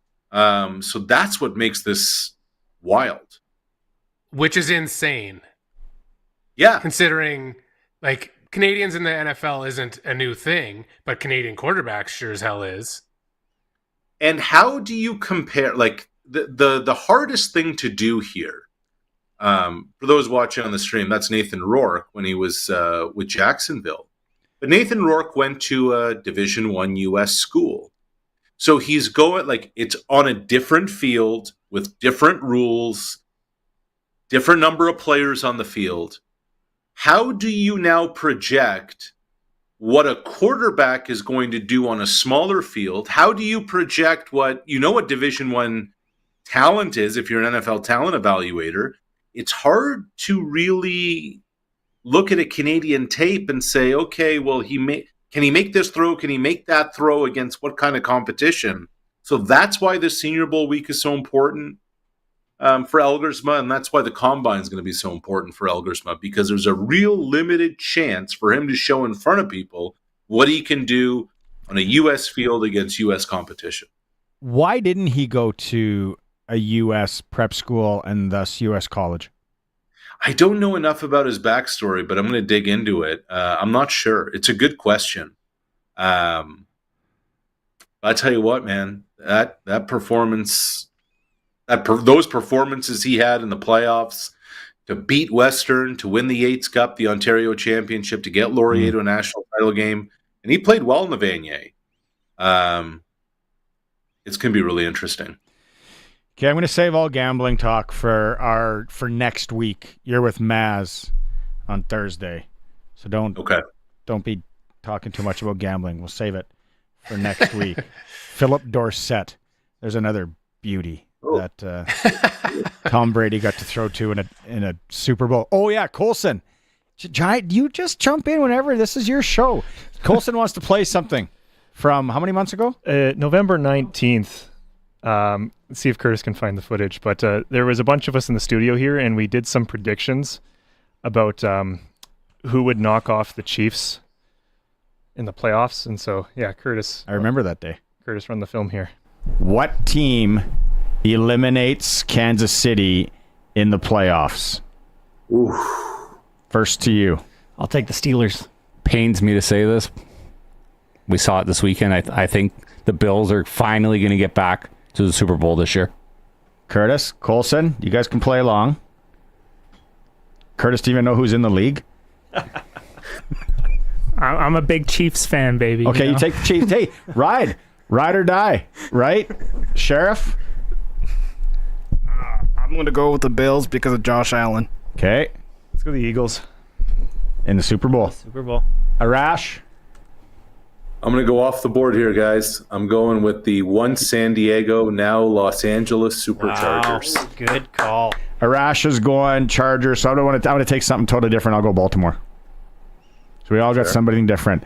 And then a round of Lucky Loggers, and what is it? Lucky Loggers and Western Pizza. Come on now. Okay, here we go. We'll go. You and I are going double or nothing because you already owe me. So yeah, there you go. All right. Okay. So I'm just really amused that the two non-sports producer guys here are the ones that are closest to being right Don't now. admit that. People think you know your stuff. I act like you don't need the stuff, and they give you the stuff for free. It's amazing. There's like 6 different picks, and then like we're just down to the last one. Like it's just one after another, like a bowling pin. I'm trying to wonder how many people were in the studio that day. What was going on? Yeah, like 7 of us. Yeah. I think there were like 3 Timbits or something being given out, so everybody ran in. Yeah. Okay, buddy. You're with Maz on Thursday. We'll catch up next week. All right, see you, boys. See you later. Take care. That is Coast to Coast with Arash Madani for Brian Gawley, Smart Investing Solutions. We're a little late. We're going to take a break. We come back. Clutch performer time. Be watching the stream if you are a hockey fan in the early 2000s. Sportscage streaming at sportscage.com. Take a trip down memory lane. Weekdays at 1 o'clock with Colin Lovequist. Number Ones at 1. A full hour of country's greatest hits and the stories behind them. We'll take a look back at musical milestones, celebrate some country music birthdays, and a whole lot more. It's all brought to you by North Home Windows in Foam Lake. Number Ones at 1 with Colin Lovequist on the voice of Saskatchewan. 620 CKRM. Did you know that February 11th is 211 Day? It's a day to raise awareness of this valuable service that connects people to community programs, social services, government supports, and more. 211 is answered by a real person who is trained to find the support you need. Life can be hard. Finding help can be easy. You're not alone. Help starts with 211 for all of life's challenges. Just dial 211 or visit sk.211.ca. Help starts here. Proven by countless farmers, 900 Series fence sprayers set the standard for your crops, and it's available at Nick's Service in Emerald Park. Featuring 370 horsepower, 132-foot boom, 1,580-gallon tank, smart drive 4-wheel steering, and Liquid Logic recirculating boom, the 900 Series fence sprayers are backed by a 3-year, 2,000-hour Gold Star warranty. Leaders drive Fendt. To learn more about making your crops successful, visit Nick's Service today. nicksservice.com. Nobody knows the equipment market like Ritchie Brothers. If you're selling heavy equipment and trucks, Ritchie Brothers will get you the most buyers, industry expertise, and the widest selection of custom selling solutions. Sell equipment your way, from your yard or a Ritchie Brothers facility. Ritchie Brothers will drive demand for your assets like no one else can. Contact your local territory manager today to get started. Visit rbauction.com to learn more about selling with Ritchie Brothers. The all-new Sports Cage. Watch our live stream at sportscage.com and on the radio at 620 CKRM. Clutch performer time for Nick's Service in Emerald Park. Your local Massey Ferguson, Challenger, Rogator, Gleaner, and Fendt dealer. Call 781-1077. Couple of local ones off the board quickly. Got to give a shout-out to Chase Serkan last night for the Regina Pats Canadians. 5 goals. 5 goals in a AAA midget hockey game. Pretty good. There's not a lot of people that score 5 goals on the ODR tonight. He did it at a high level.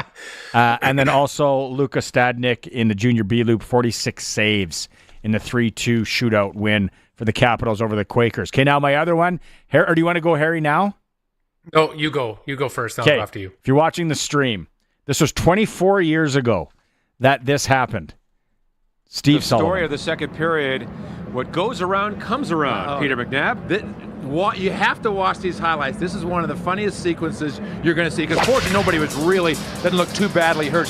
Sullivan gets banged in the nose. The fans giving him a hard time, saying, "That's right, kid, it's right there, that's where it is." Sullivan comes back, gets one shorthanded goal on the same penalty kill, gets another one. Late in the period, watch Patrick Watt. Watch the puck as it goes around, bonk, it hits something. And now Sullivan comes over. This is the same fan that was giving Sullivan a hard time. And that's his wife laughing with the thumbs up. Come in.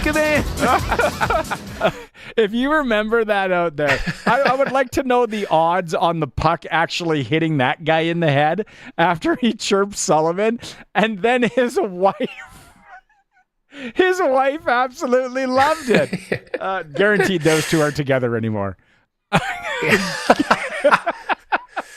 That was so awesome. That was 24 years ago today. I think we might have been working at Global when that happened. Harry. I definitely remember that clip. Yeah, at 11 o'clock at night. Okay, go ahead. Yours. Sorry, bud.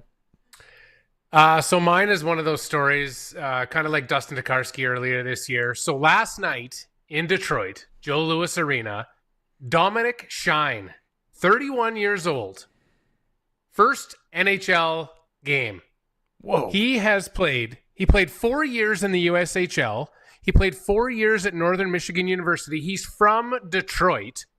And he's played 9 seasons with Grand Rapids, Detroit's farm team. Not one call-up in 9 years. And last night, played his first NHL game at 31 years old. Absolutely unbelievable. Played about 9 minutes, had a hit, couple shots, but Like, that's unreal. For that guy to stick to it. You know how many guys have been called up from Grand Rapids in the last 9 years that he's probably played with, and he hasn't gotten the call? Yeah. To stick it out, unbelievable. And to what's his name? Yeah. Shine? Dominic Shine from Detroit. That's the good kicker one. too. He's from Yeah. Detroit. If you're watching the video there, you see it. What a rush for His that wife kid. and his kids are at the game. The kicker postscript to this story is that his parents are in Hawaii on vacation and they didn't get to be there. You're not getting called up. Yeah, it's like, we're not postponing Hawaii. It's been 9 years, dude. You're going to postpone our Hawaii vacation on the off chance you might get called up? No, we're going to Hawaii. That was good. Dominic Unreal. Shine. That's a great story. Clutch performers for Nick Service in Emerald Park, your local Massey Ferguson Challenger, Rogator, Gleaner, and Fent dealer. You call them 781-1077. It's time for the SJHL report. Time now for the Saskatchewan Junior Hockey League report on the all-new Sportscage. The SJHL report is brought to you by Southie Mainline, the Mainline Automotive Group's newest king of trucks. Southie Mainline, just 30 minutes north of Regina. Worth the drive, every time. Guaranteed. Looking good over there. Benny Walchuk joining us. Hey, it was our Worth the Drive game of the week for Southie Mainline Chrysler. Didn't disappoint, did it last? I don't know what you heard about it, but Weyburn and Flin Flon in Weyburn. It was the streak is, I guess, somewhat still alive though, Benny. It is, yeah. They did get a point to the Bombers on their road trip. They took 7 of 8 points through Malville, Estevan, Weyburn, and Notre Dame. So pretty good road trip for the Bombers. But yeah, heck of a hockey game. Shots are pretty much even. And then Max Chakrabarty is probably one of the candidates for SJHL Defenseman of the Year and also name of the year in the SJHL as well. Max Chakrabarty. So it was a great game though in Weyburn. And Weyburn's playing some very good hockey here, but yeah, 2 heavyweight tilts taking part there at the Crescent Point Place in Weyburn. Chakrabarty. Yeah. Chakrabarty. Chakrabarty? Chakrabarty. Jeez, that's a handle. I love it. I love it. So everything's kind of paused until Friday night. They're all in the beautiful city of Winnipeg, Manitoba. Yeah, they're at the Seven Oaks Sportsplex there in Winnipeg for the MJHL, SJHL showcase. It's actually a sick barn. It is so hard to get to. It's in like a residential area, and you got to go over like 13 railroad tracks. You're not sure if you're going to get hit, but it's a great facility. So how many teams? What's the whole setup there?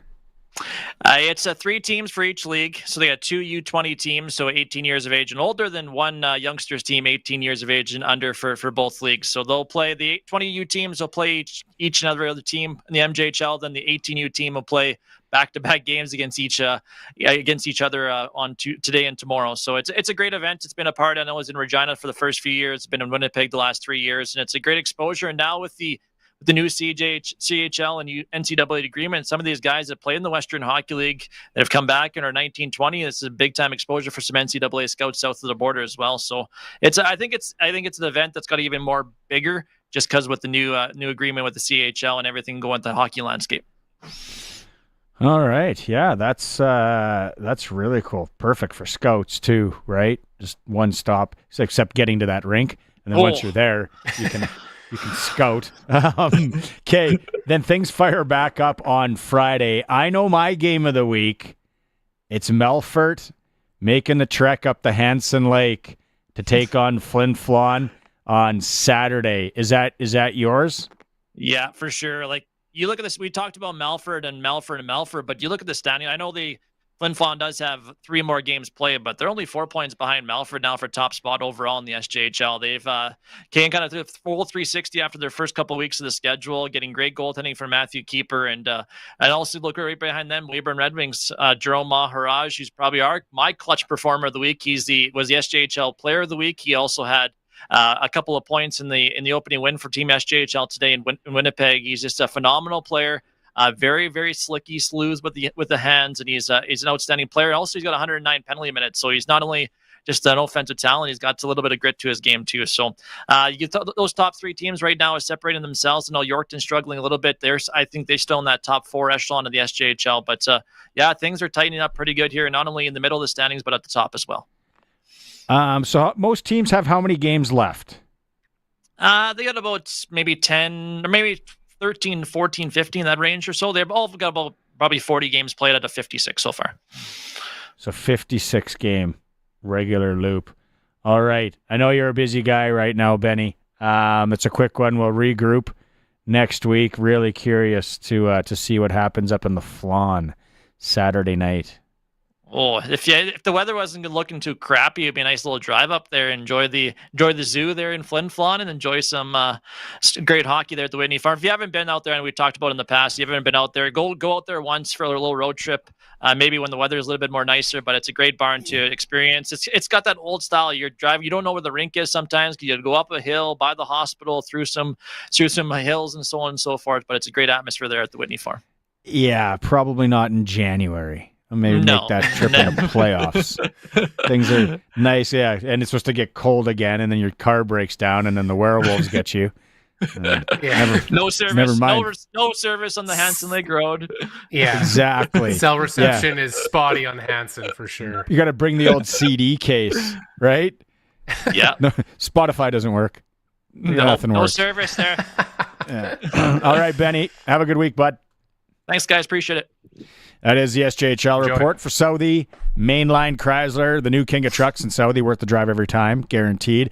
They get the farewell to 2024 prices on $25,000 off remaining 24 inventory, and then you can save $19,000 on the 2024 heavy duties. Don't forget Jeep Compass. If you're in the market for one of those, they're only $34,945 right now. It's Southie, Mainline Chrysler. Quick break here on the Sports Cage. Streaming. Thanks to everyone who's watching on the stream and hitting the like button at sportscage.com. It's Grow Time, Canada's Farm Show Regina, Saskatchewan, presented by Viterra, the premier event for farmers, agribusiness professionals, exhibitors, and sponsors, happening March 18th to 20th, 2025.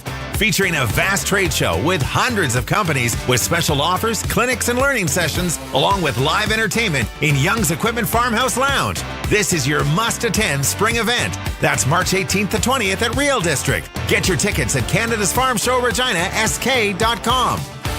Meet your new favorite shade of green. At Nick Service, we offer the Fendt 500 Vario Series tractor that's tailor-made for your farm.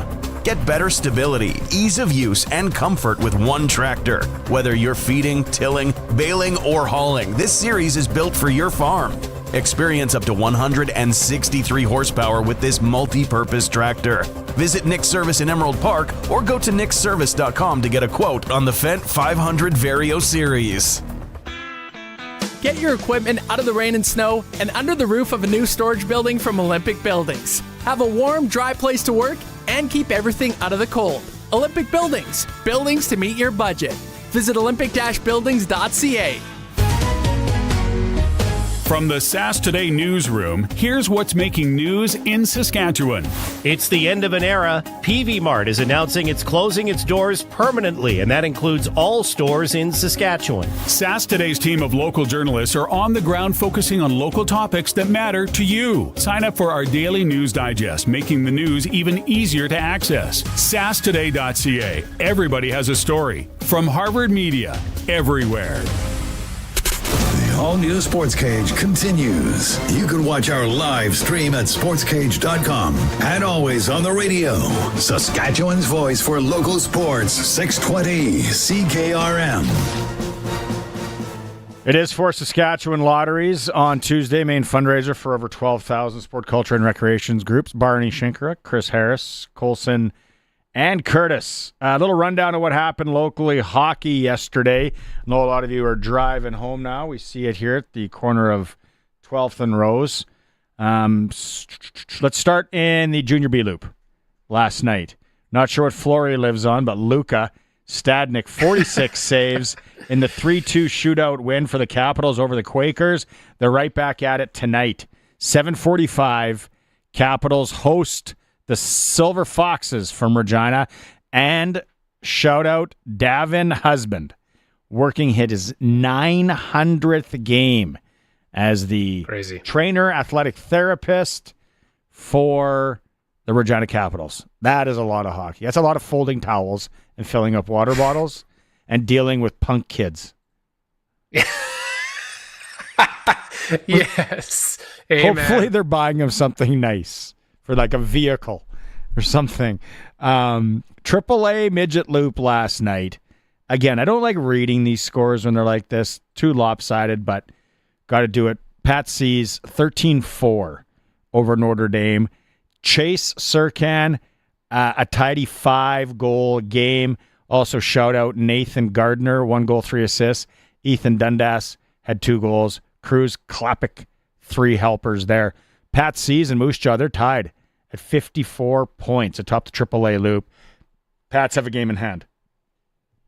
Makes me sad. Well, go ahead. I was going to say, it makes me sad that Luca reference would be lost on so many. Yeah. Not anyone that was born in our era. SJHL, we just talked to Benny. There's nothing going on there. They're partying in Winnipeg. Western Hockey League report for Extreme Hockey. The CCM Vision Sticks have arrived. Swift Current, huge game for them tonight in Prince George. They are 4 back of PA for the East Division lead. They could tie the Blades for second with a win there. Elsewhere in the dub, Medicine Hats and Wenatchee, the Pats, they're back in action tomorrow in Prince Albert. One senior game of note. Thanks for including us on your Twitter. Long Lake Hockey League. You run a nice Twitter account. Thus, we know when you play and what's going on. So Wadeena's in Foam Lake tonight. Wadena still trying to move up to third in the standings there. And then just last night, a couple other scores since we talked about it on the show. It was the Royals 8-3 over the Shamrocks in their Bantam A provincial game number 1. They go again tomorrow night. In the midget loop, Midget A Falcons 3-2 over the Blues. And then the U18 B provincials, Dave Thomas's boys, the Mustangs, they fell to the Buffaloes. We'll leave it at that. If you ever want us to mention a score or anything like that, 936-6262. You can always get in on the conversation. But go, Harry, this was earlier, and I apologize for everyone that I didn't read these earlier. KD had a question. Actually, not a bad question. But then I don't know how much I'm going to take KD. Where is he? Right here. Okay.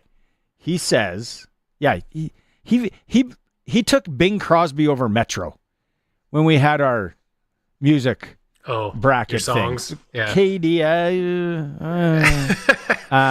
He said, I wonder what the feeling poll is on NFL refereeing.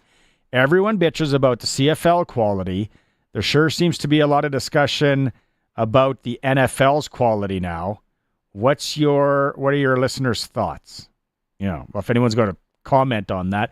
NFL reffing hasn't been flawless. Like that 4th down call. Yeah. Bad look. I also don't like the incomplete pass or the completed pass call. I think that one was worse. Didn't the ball hit the ground? Total 100%. Absolutely no doubt that ball hit the ground. And he only had one hand on it when it did. I don't like that. I don't like that call. And look how quick he's making that call. That's one that's going to video review. Like, there's a lot of eyes on that. And for them to not be... I think the part where I get bogged down is it has to be overturning the call on the field that they get stuck on. Well, the call on the field was this. So if there's not enough, like, it shouldn't matter what the call on the field was. It should just matter what the actual call should be. I agree with that. And then I think the other noodle scratcher was the last play of the game there. And then Nance and Romo were like, oh, there's a flag on the field. There's a flag on it. No, there isn't a flag on the field. Yeah. Okay. Was there a flag on the field? Because that reeks fishing. I'm not super tinfoil head, like everything's rigged. and everything is rigged, but it's not the greatest A lot look. of things are rigged. Yeah, a lot of things are rigged, whether we know it or not. A lot of things are manufactured to go a certain way. Tinfoil hat or no. The one thing I wanted to ask Arash that we ran out of time was, what's the story with Chris Jones crying so much? Yeah. Like, is there something there? Like, I don't know his background, but that dude, both in the AFC Championship and the week before, the semifinal, before the game even starts, he's bawling. Like, I just don't know what the story is. Not that there's anything wrong with that. I'm just curious. Like, he is crying nonstop. Pre-game ceremonies hit him right in the feels. I guess, but come on. Haven't you heard it enough? So, Colson, look it up. Why does he cry so much? Already got it here. Yeah. Specifically for this game, it was the direct quote here. Tonight was one of the biggest games I have ever played. Just what's at stake and the opportunity to go back 3 times to the Super Bowl. Just the magnitude of that, you can't really take it in until it's all over. You've got so many emotions running through. Yeah. So he's a highly emotional dude, which is fine. But I just knew that I had a feeling there had to be some sort of story to it because they show him a lot on the sidelines. And every time they show him, he's crying. There's got to be some sort of bet for the Super Bowl pre-game. 100% prop bet. Chris Jones Absolutely. How much does he cry? What are we looking here? When? Does he wipe? How many times does he wipe his tears? Oh, he never wipes. Snot bubbles, crying so much. He never wipes. He's not a wiper. Never just lets it go. That's more dramatic effect. Let it. If you're filming a movie, you're just like let it all that people are feeling Let it. them That's cascade. More. Yeah.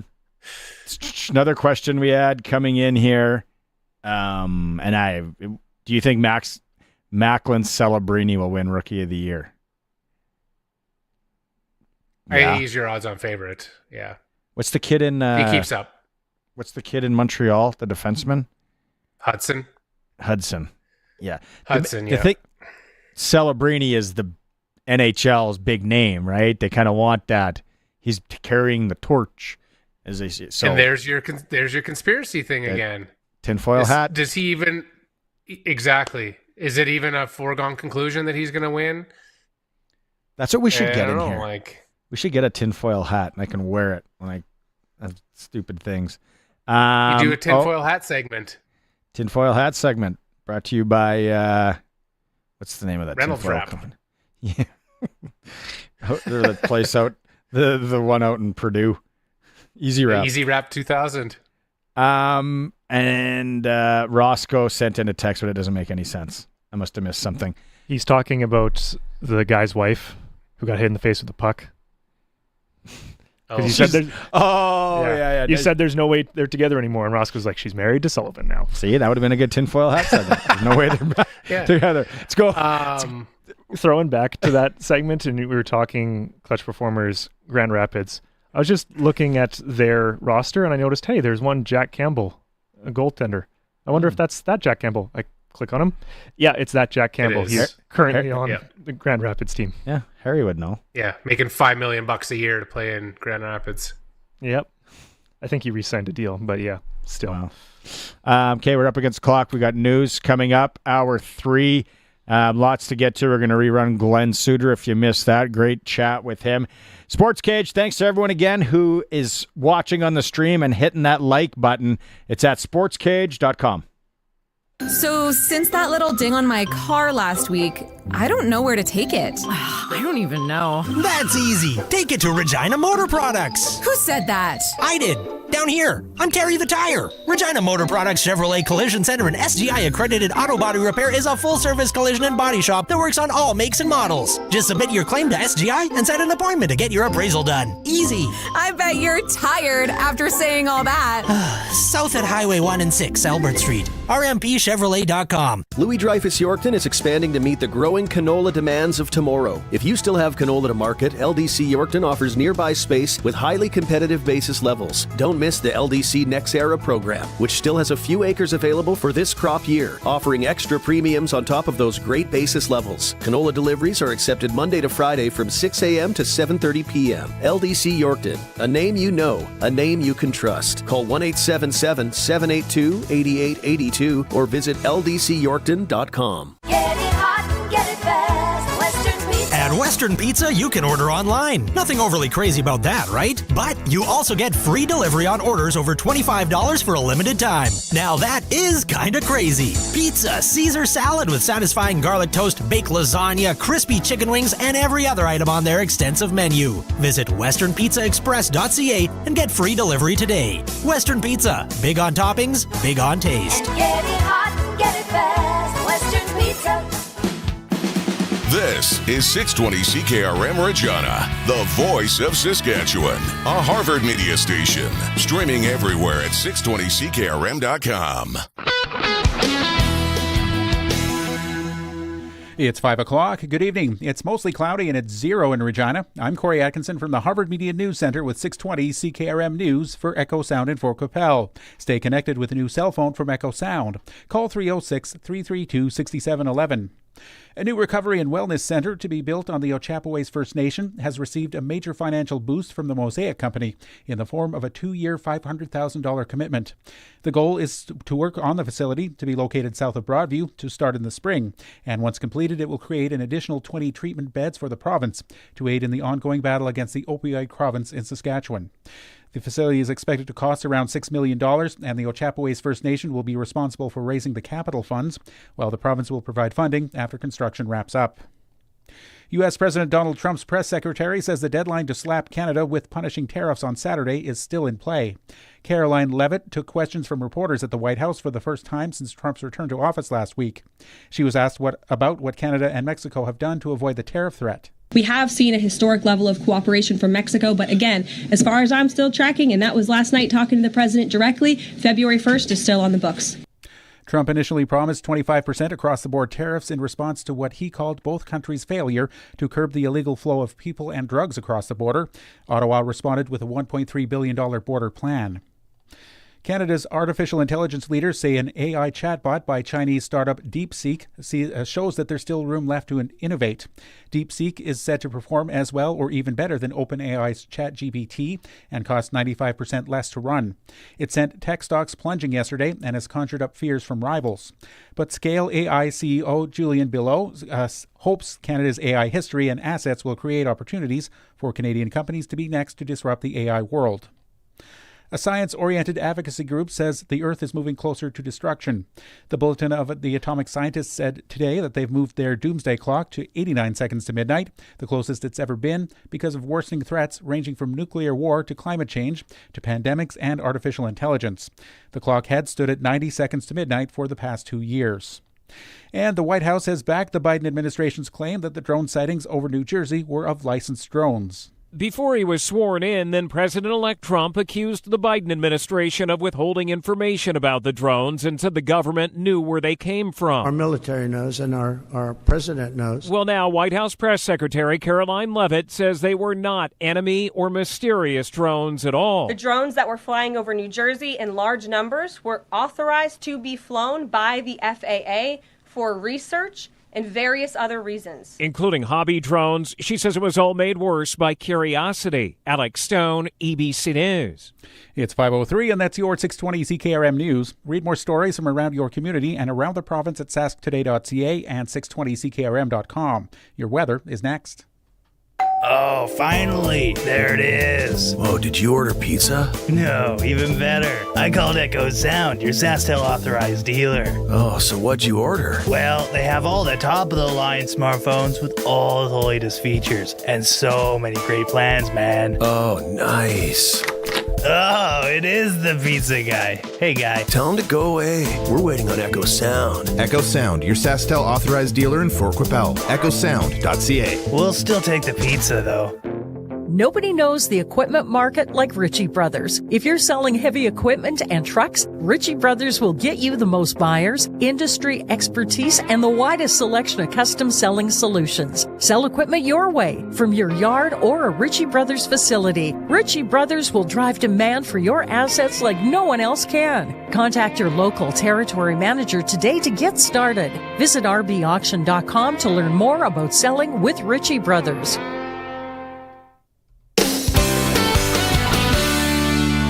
It's 5:04, and I'm Corey Atkinson with your 620 CKRM Precision Weather Forecast, brought to you by Linex Regina. Serious protection, killer looks, 1865 McCarra Street. Now here's Precision Weather meteorologist Steve Adamson. Our weather looks fairly quiet as we progress into the midweek period, and overall we're not looking for any significant weather systems to impact the region through the end of the week. Temperatures overall trend a little bit above the seasonal norms for both the highs and the lows for the duration of the week. Tonight, partly cloudy skies. The low temperature near -7. Winds will be diminishing. Wednesday, a mixture of sunshine and cloud cover. The high near -1. Mostly clear skies for Wednesday night. The low temperature near -6. We'll have a mixture of sunshine and cloud covered Thursday. The high near -3. Friday, mostly cloudy skies. It turns somewhat colder. Risk for a few flurries before the day is out. Chance of flurries is 40%. The high temperature near -9. Saturday, flurries possible on occasion. Otherwise, some sun in and out through cloudiness. The high temperature near -6, with the chance of any flurries at about 50%. With your 620 CKRM weather forecast, I'm Precision Weather Meteorologist Steve Adamson. Across the province at this hour, Saskatoon is 2, Swift Current is 1, Assiniboia 1, Broadview Moosomin 0, Yorkton Melville 1, Estevan 1, and Weyburn is 1. At this hour in Moose Jaw, it's cloudy, winds from the west at 26, and it's 1. Regina is mostly cloudy, winds are from the west at 31, and it's 0. For more local news that matters to you, subscribe to the daily newsletter at sasktoday.ca. When you want the best for your truck, you want Line-X. Your truck has withstood the harshest elements Saskatchewan has thrown at it. Rocks, gravel, rain, sleet, and snow, and left with no chips, no rust. Line-X protective coating keeps your truck's bed liners, rocker panels, and bumpers looking like brand new. Don't settle for Brand X. Go with Line-X. It's serious protection. Come see why everybody loves taking their truck to Line-X Regina for their rocker panels, bumpers, and more. Line-X. Make your truck complete. 1865 McCarra Street. Get it hot and get it fast. Western Pizza. At Western Pizza, you can order online. Nothing overly crazy about that, right? But you also get free delivery on orders over $25 for a limited time. Now that is kinda crazy. Pizza, Caesar salad with satisfying garlic toast, baked lasagna, crispy chicken wings, and every other item on their extensive menu. Visit westernpizzaexpress.ca and get free delivery today. Western Pizza. Big on toppings, big on taste. And get it hot and get it fast. Western Pizza. Broadcasting from Century Studios in downtown Regina, Harvard Media presents the all-new Sportscage, where Saskatchewan comes to talk local sports. Brought to you by Sask Lotteries, bringing communities together. Sask Lottery products fund over 12,000 sports, culture, and recreation groups across Saskatchewan. Be a part of the show.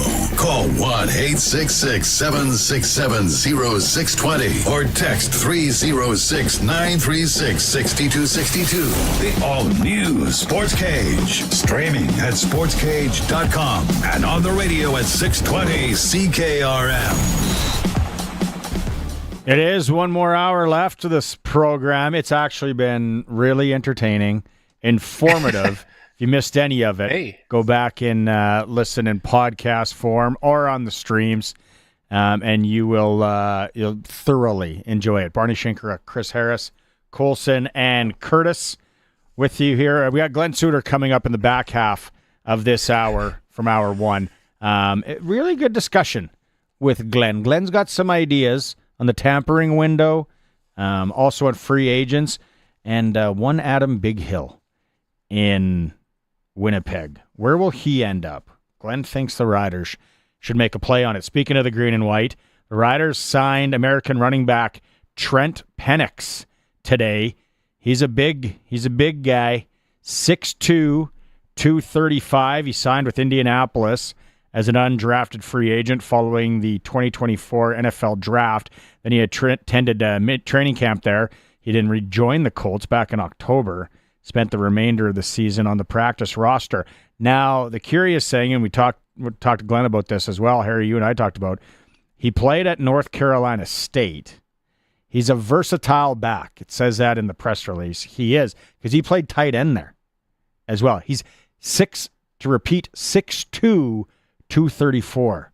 It's a big guy. Big fella. In comparison, Colson ran the numbers. Armstead's 5'11", 220. AJ's 5'8", 208. Albert Awachi, 6'3", 225. So somewhat similar. Bertrand Houdon, 6 foot, 220. And then Hickson was 5'8", 220. So a big 190. 5'8", 190. Hickson's a light guy. 5'8", 190. What did they rate 220? Have you seen him recently? I have not seen him recently, however. I'm just kidding. For some reason, I can't read my chicken scratch most of the time. Yeah, but a good signing for the Riders. We'll see if it pans out. And then yesterday, we talked about it. They got a little Grey Cup Super Bowl experience with Shane Ray. I don't know. I don't mind the Ray one because, like we talked about, the NFL doesn't knock 3 times. Yeah. So this is it. This is your last gasp. If you want to keep playing professional football, this is where you have to do it. And so you hope that mindset shifts and he's like, I'm at peace with it. I'm going to come and I'm going to give it my all in the CFL. I'm going to stick. I'm going to maybe be a standout, but this is where I'm at. This is my last ride. Grey Cup champ in 2022 at the Argos. He would know Mace. Mace maybe had that exact conversation with him. I like it. It's cool. Speaking of the Riders, we're hoping to have one of the players that will be heavily involved in the Winter Classic this weekend in studio tomorrow. The Winter Classic goes down Saturday in Saskatoon, 1 p.m. at the Merlis Belcher Center. The event was founded by Brett Lawther back in 2023. Chris Getzlaff's team will be coached by Kean Schaefer-Baker. He's going to take on Brett Lawther's team, who will be coached by Indianapolis Colts, Joe. There's a kids zone, special giveaways, in-game activations, meet and greets, all that jazz. $25 for a ticket. It all goes to the foundation. That's for 13 and older. If you're under that age of 13, you are going in for free. Team tickets, $95 for 20 tickets. Great for team building, hockey teams, all that. Again, it goes down Saturday, 1 p.m. up in Saskatoon. I was invited to play in that game. After playing against Brett Lawther last week, where he embarrassed me on a back check. Probably a good thing. I took the option. Oh yeah, he threw a bit of a muffin across ice. I picked it off. Thought I had 4 or 5 strides. All of a sudden, it was like he was shot out of a cannon. Took the puck from me. I went directly to the bench, embarrassed. And he goes, "Couldn't have you chirping me on the radio." I'm like, it's a breakaway. Come on, beer league, it's breakaway. No, but he's got a heck of a shot. So that'll be a lot of fun. They do a draft the night before. Again, we'll hopefully touch on that more tomorrow. It's Taco Bout Tuesdays at the Canadian Brew House.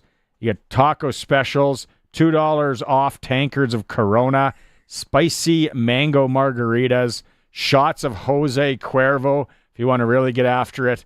2 locations in Regina and 1 in Moose Jaw, the Canadian Brew House. I had my first shot of tequila in Canada about a month ago at the Canadian Brew House. I think it was Don Julio. Wasn't bad. It was chilled. I on the other hand, I've formally announced my retirement from shots. Yeah, I will not do them anymore. You're not. I've been around you after. I have turned down so many since I announced my retirement that I have to stand my ground now. I've retired. I just say, nope. Sorry, I'm retired. I don't do shots anymore. There is hockey in Regina tonight. The Regina Capitals host the Regina Silver Foxes, 7:45 at the Al Ritchie concession. We'll be buzzing. Davin Husband is working his 900th game for the Regina Extreme Hockey Capitals. Nice little touch there. Some senior hockey. Of course, we always get the senior hockey report coming up on Fridays here on the Sportscage. It's for coolbet.co and Future Ford in Melville. Again, thanks to the Long Leg Twitter feed, because you attach the Sportscage, so we are aware of what's going on tonight. Wadeena's in Foam Lake. Wadeena's still trying to move up to third in the standings there. Let's go to your people that didn't hear it in hour 2 or hour 1, whenever we did it. First off, it's a historic day. If you missed the Clutch Performer, we're not going to show it again. Do you want to show it again? Should we show it again? Curtis, I like to keep you on your toes. It was 24 years ago. Steve Sullivan. If you don't want to play it, I can paint the picture. Story of the second period. What goes around comes around, Peter McNabb. You have to watch these highlights. This is one of the funniest sequences you're going to see, because fortunately nobody doesn't look too badly hurt. Sullivan gets banged in the nose. The fans giving him a hard time, saying, "That's right, kid, it's right there. That's where it is." Sullivan comes back, gets one shorthanded goal on the same penalty kill, gets another one. Late in the period, watch Patrick Watt. Now watch the puck as it goes around. Bonk, it hits something. And now Sullivan comes over. This is the same fan that was giving Sullivan a hard time. And that's his wife laughing with the thumbs up. Come in. So, painting the picture quickly for you, it was in 2001, Steve Sullivan gets hit with a puck, and this fan's basically chirping him as he's leaking. And then he goes and scores 2 shorthanded goals on Colorado. And then moments later, Patrick Waugh rims a puck around, catches the glass, goes out of play, and hits the fan that was chirping Sullivan right in the head.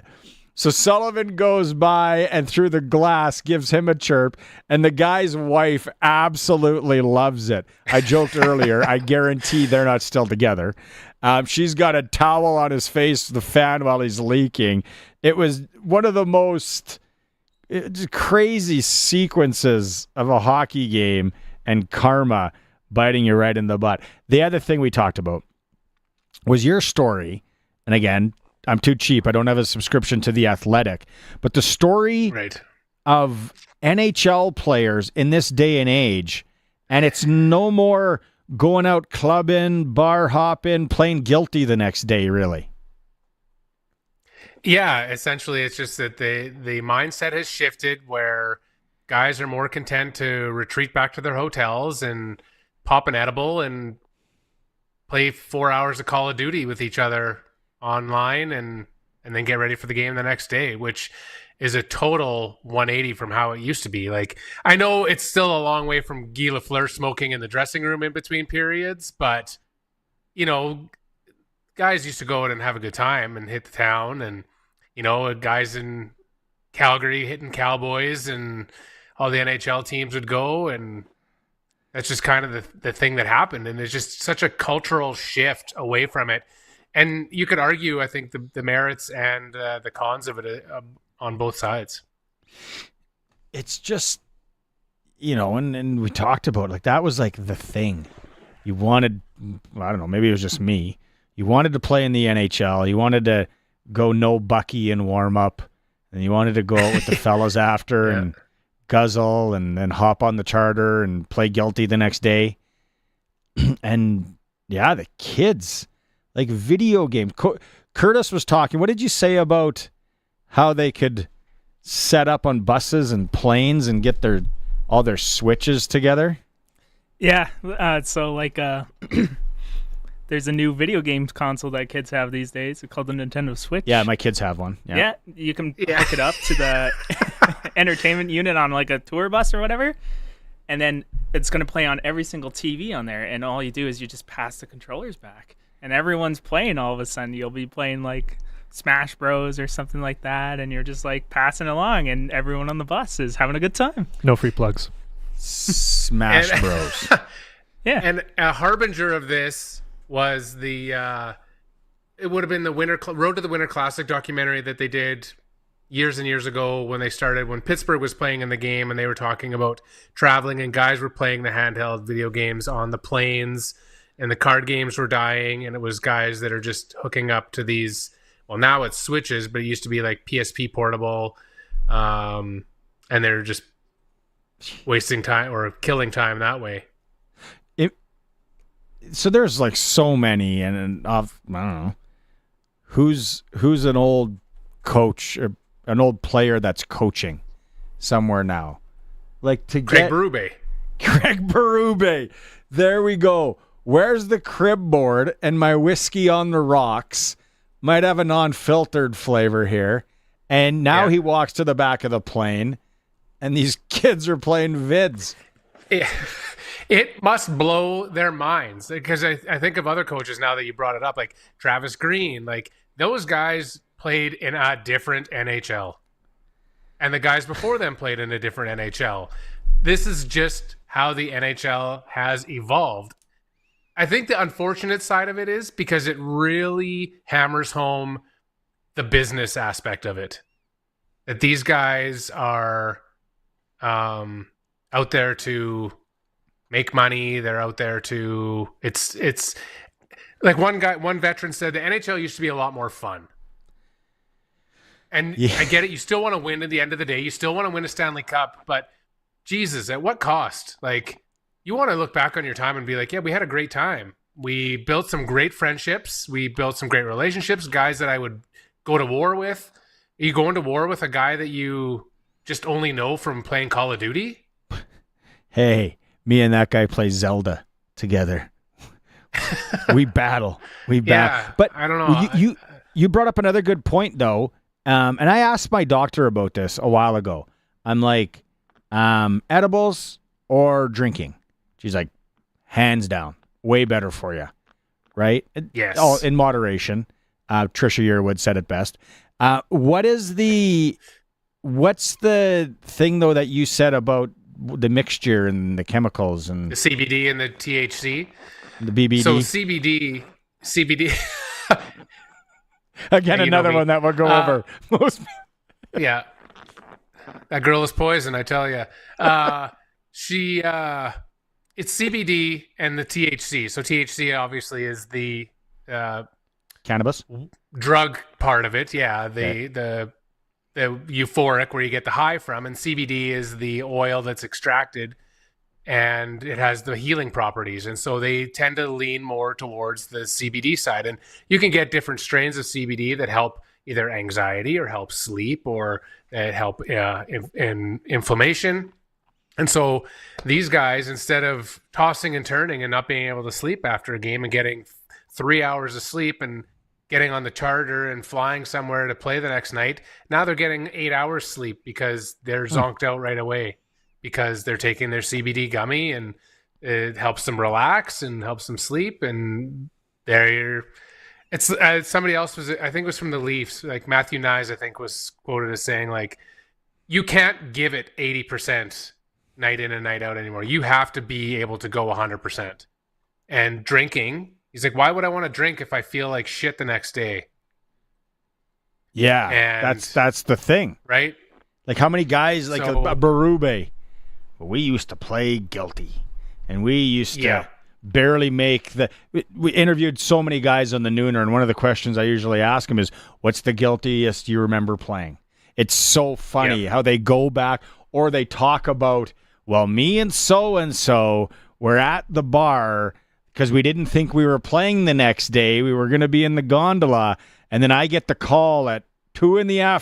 while I'm trying to sleep one off that I got to play. Like, so many of those stories. Do you think teams nowadays have to worry about curfew? No, because they're all in the hotel rooms playing video games. Like, they don't have to worry about playing guilty, and like, it's just a totally different. It's really something wild to wrap your head around and just be like, how far the pendulum has swung the other way. Like, veterans just don't. It would be such a hard adjustment for guys to get used to be like, this is just what we do now. Yeah, I guess. Corey Perry guys that have been in the league along Sid. I don't know who's the Ovechkin. Yeah, I think I think it has the potential to create a divide in your room too, because anybody who's going to win a cup is going to have a mix of veteran talent and guys that are old guard and youth and some journeyman guys. But if you've got that divide because you can't relate within your team because your mindsets are so far different in what you do away from the rink, I feel like that's detrimental in trying to build team chemistry. Yeah. There's only so many ways that you can build bonds, and road trips used to be that way to do it. It's real interesting. What do you got, Curtis? All I'm hearing is we should have a Sportscage Stratomatic night and really bond and work as a team, work with the youth. Do the stuff that you guys used to do, Stratomatic. We get Eric Francis in. We'll do that. It's like they say, youth is wasted on the young. Yeah. Right? Yeah. And this is kind of just a very small example of that. If you think it's not beneficial. Great insight. Great story. Let's take a quick break. It is the Sports Cage. We're streaming at sportscage.com. This winter, make sure you have tires that are ready to handle the snowy and icy roads and get them at Quality Tire. If you don't have winter tires, this is the time to get them. At 7 degrees Celsius, the rubber on all season tires start to harden in the cold. With winter tires, you'll be able to stop sooner and avoid the accident in front of you. And start driving quicker in case the car behind you doesn't have winter tires from Quality Tire. With 9 locations across Saskatchewan. QualityTire.ca. When you want the best for your truck, you want Line-X. Your truck has withstood the harshest elements Saskatchewan has thrown at it. Rocks, gravel, rain, sleet, and snow, and left with no chips, no rust. Line-X protective coating keeps your truck's bed liners, rocker panels, and bumpers looking like brand new. Don't settle for Brand X. Go with Line-X. It's serious protection. Come see why everybody loves taking their truck to Line-X Regina for their rocker panels, bumpers, and more. Line-X. Make your truck complete. 1865 McCarra Street. Sask Power is working to improve the power system in your area. In order to do their work safely, they need to shut the power off for customers in Springside, Theodore, Sheeho, northwest of Yorkton, to areas east and south of Tufnell and surrounding communities from 12:30 p.m. to 4:30 p.m. tomorrow, January 29th, weather permitting. Again, the power will be out for 4 hours tomorrow for customers in Springside and area. For updates on this outage, visit saskpower.com/outages. Welcome back to the all-new Sports Cage. Get social with us. Follow us on X at Sports Cage. Watch our video stream at sportscage.com and always on the radio at 620 CKRM. Thanks for tuning in today. It's Barney Schenker, Chris Harris, Colson, and Curtis. Glen Suitor is coming up in about 5 minutes' time. I did watch last night some of the TGL, and it was way better than the previous week. Way better. It was Rory versus Tiger. I didn't watch the end of it. Who ended up winning? Tiger's team. They won in overtime. It was a chip-off, which is a good format, too. The overtime format it's good. Any new takeaways from it? Well, I saw something leading up to it that is potentially going to kind of cripple the league a little bit. I also saw a lot of guys overhitting clubs last night. Approach shots. A lot of guys flying greens, a lot of guys hitting just a little long. So I did a little bit of research on it, and My Golf Spy, which is an independent golf research company that tests all the stuff, and they have no allegiance to any manufacturer.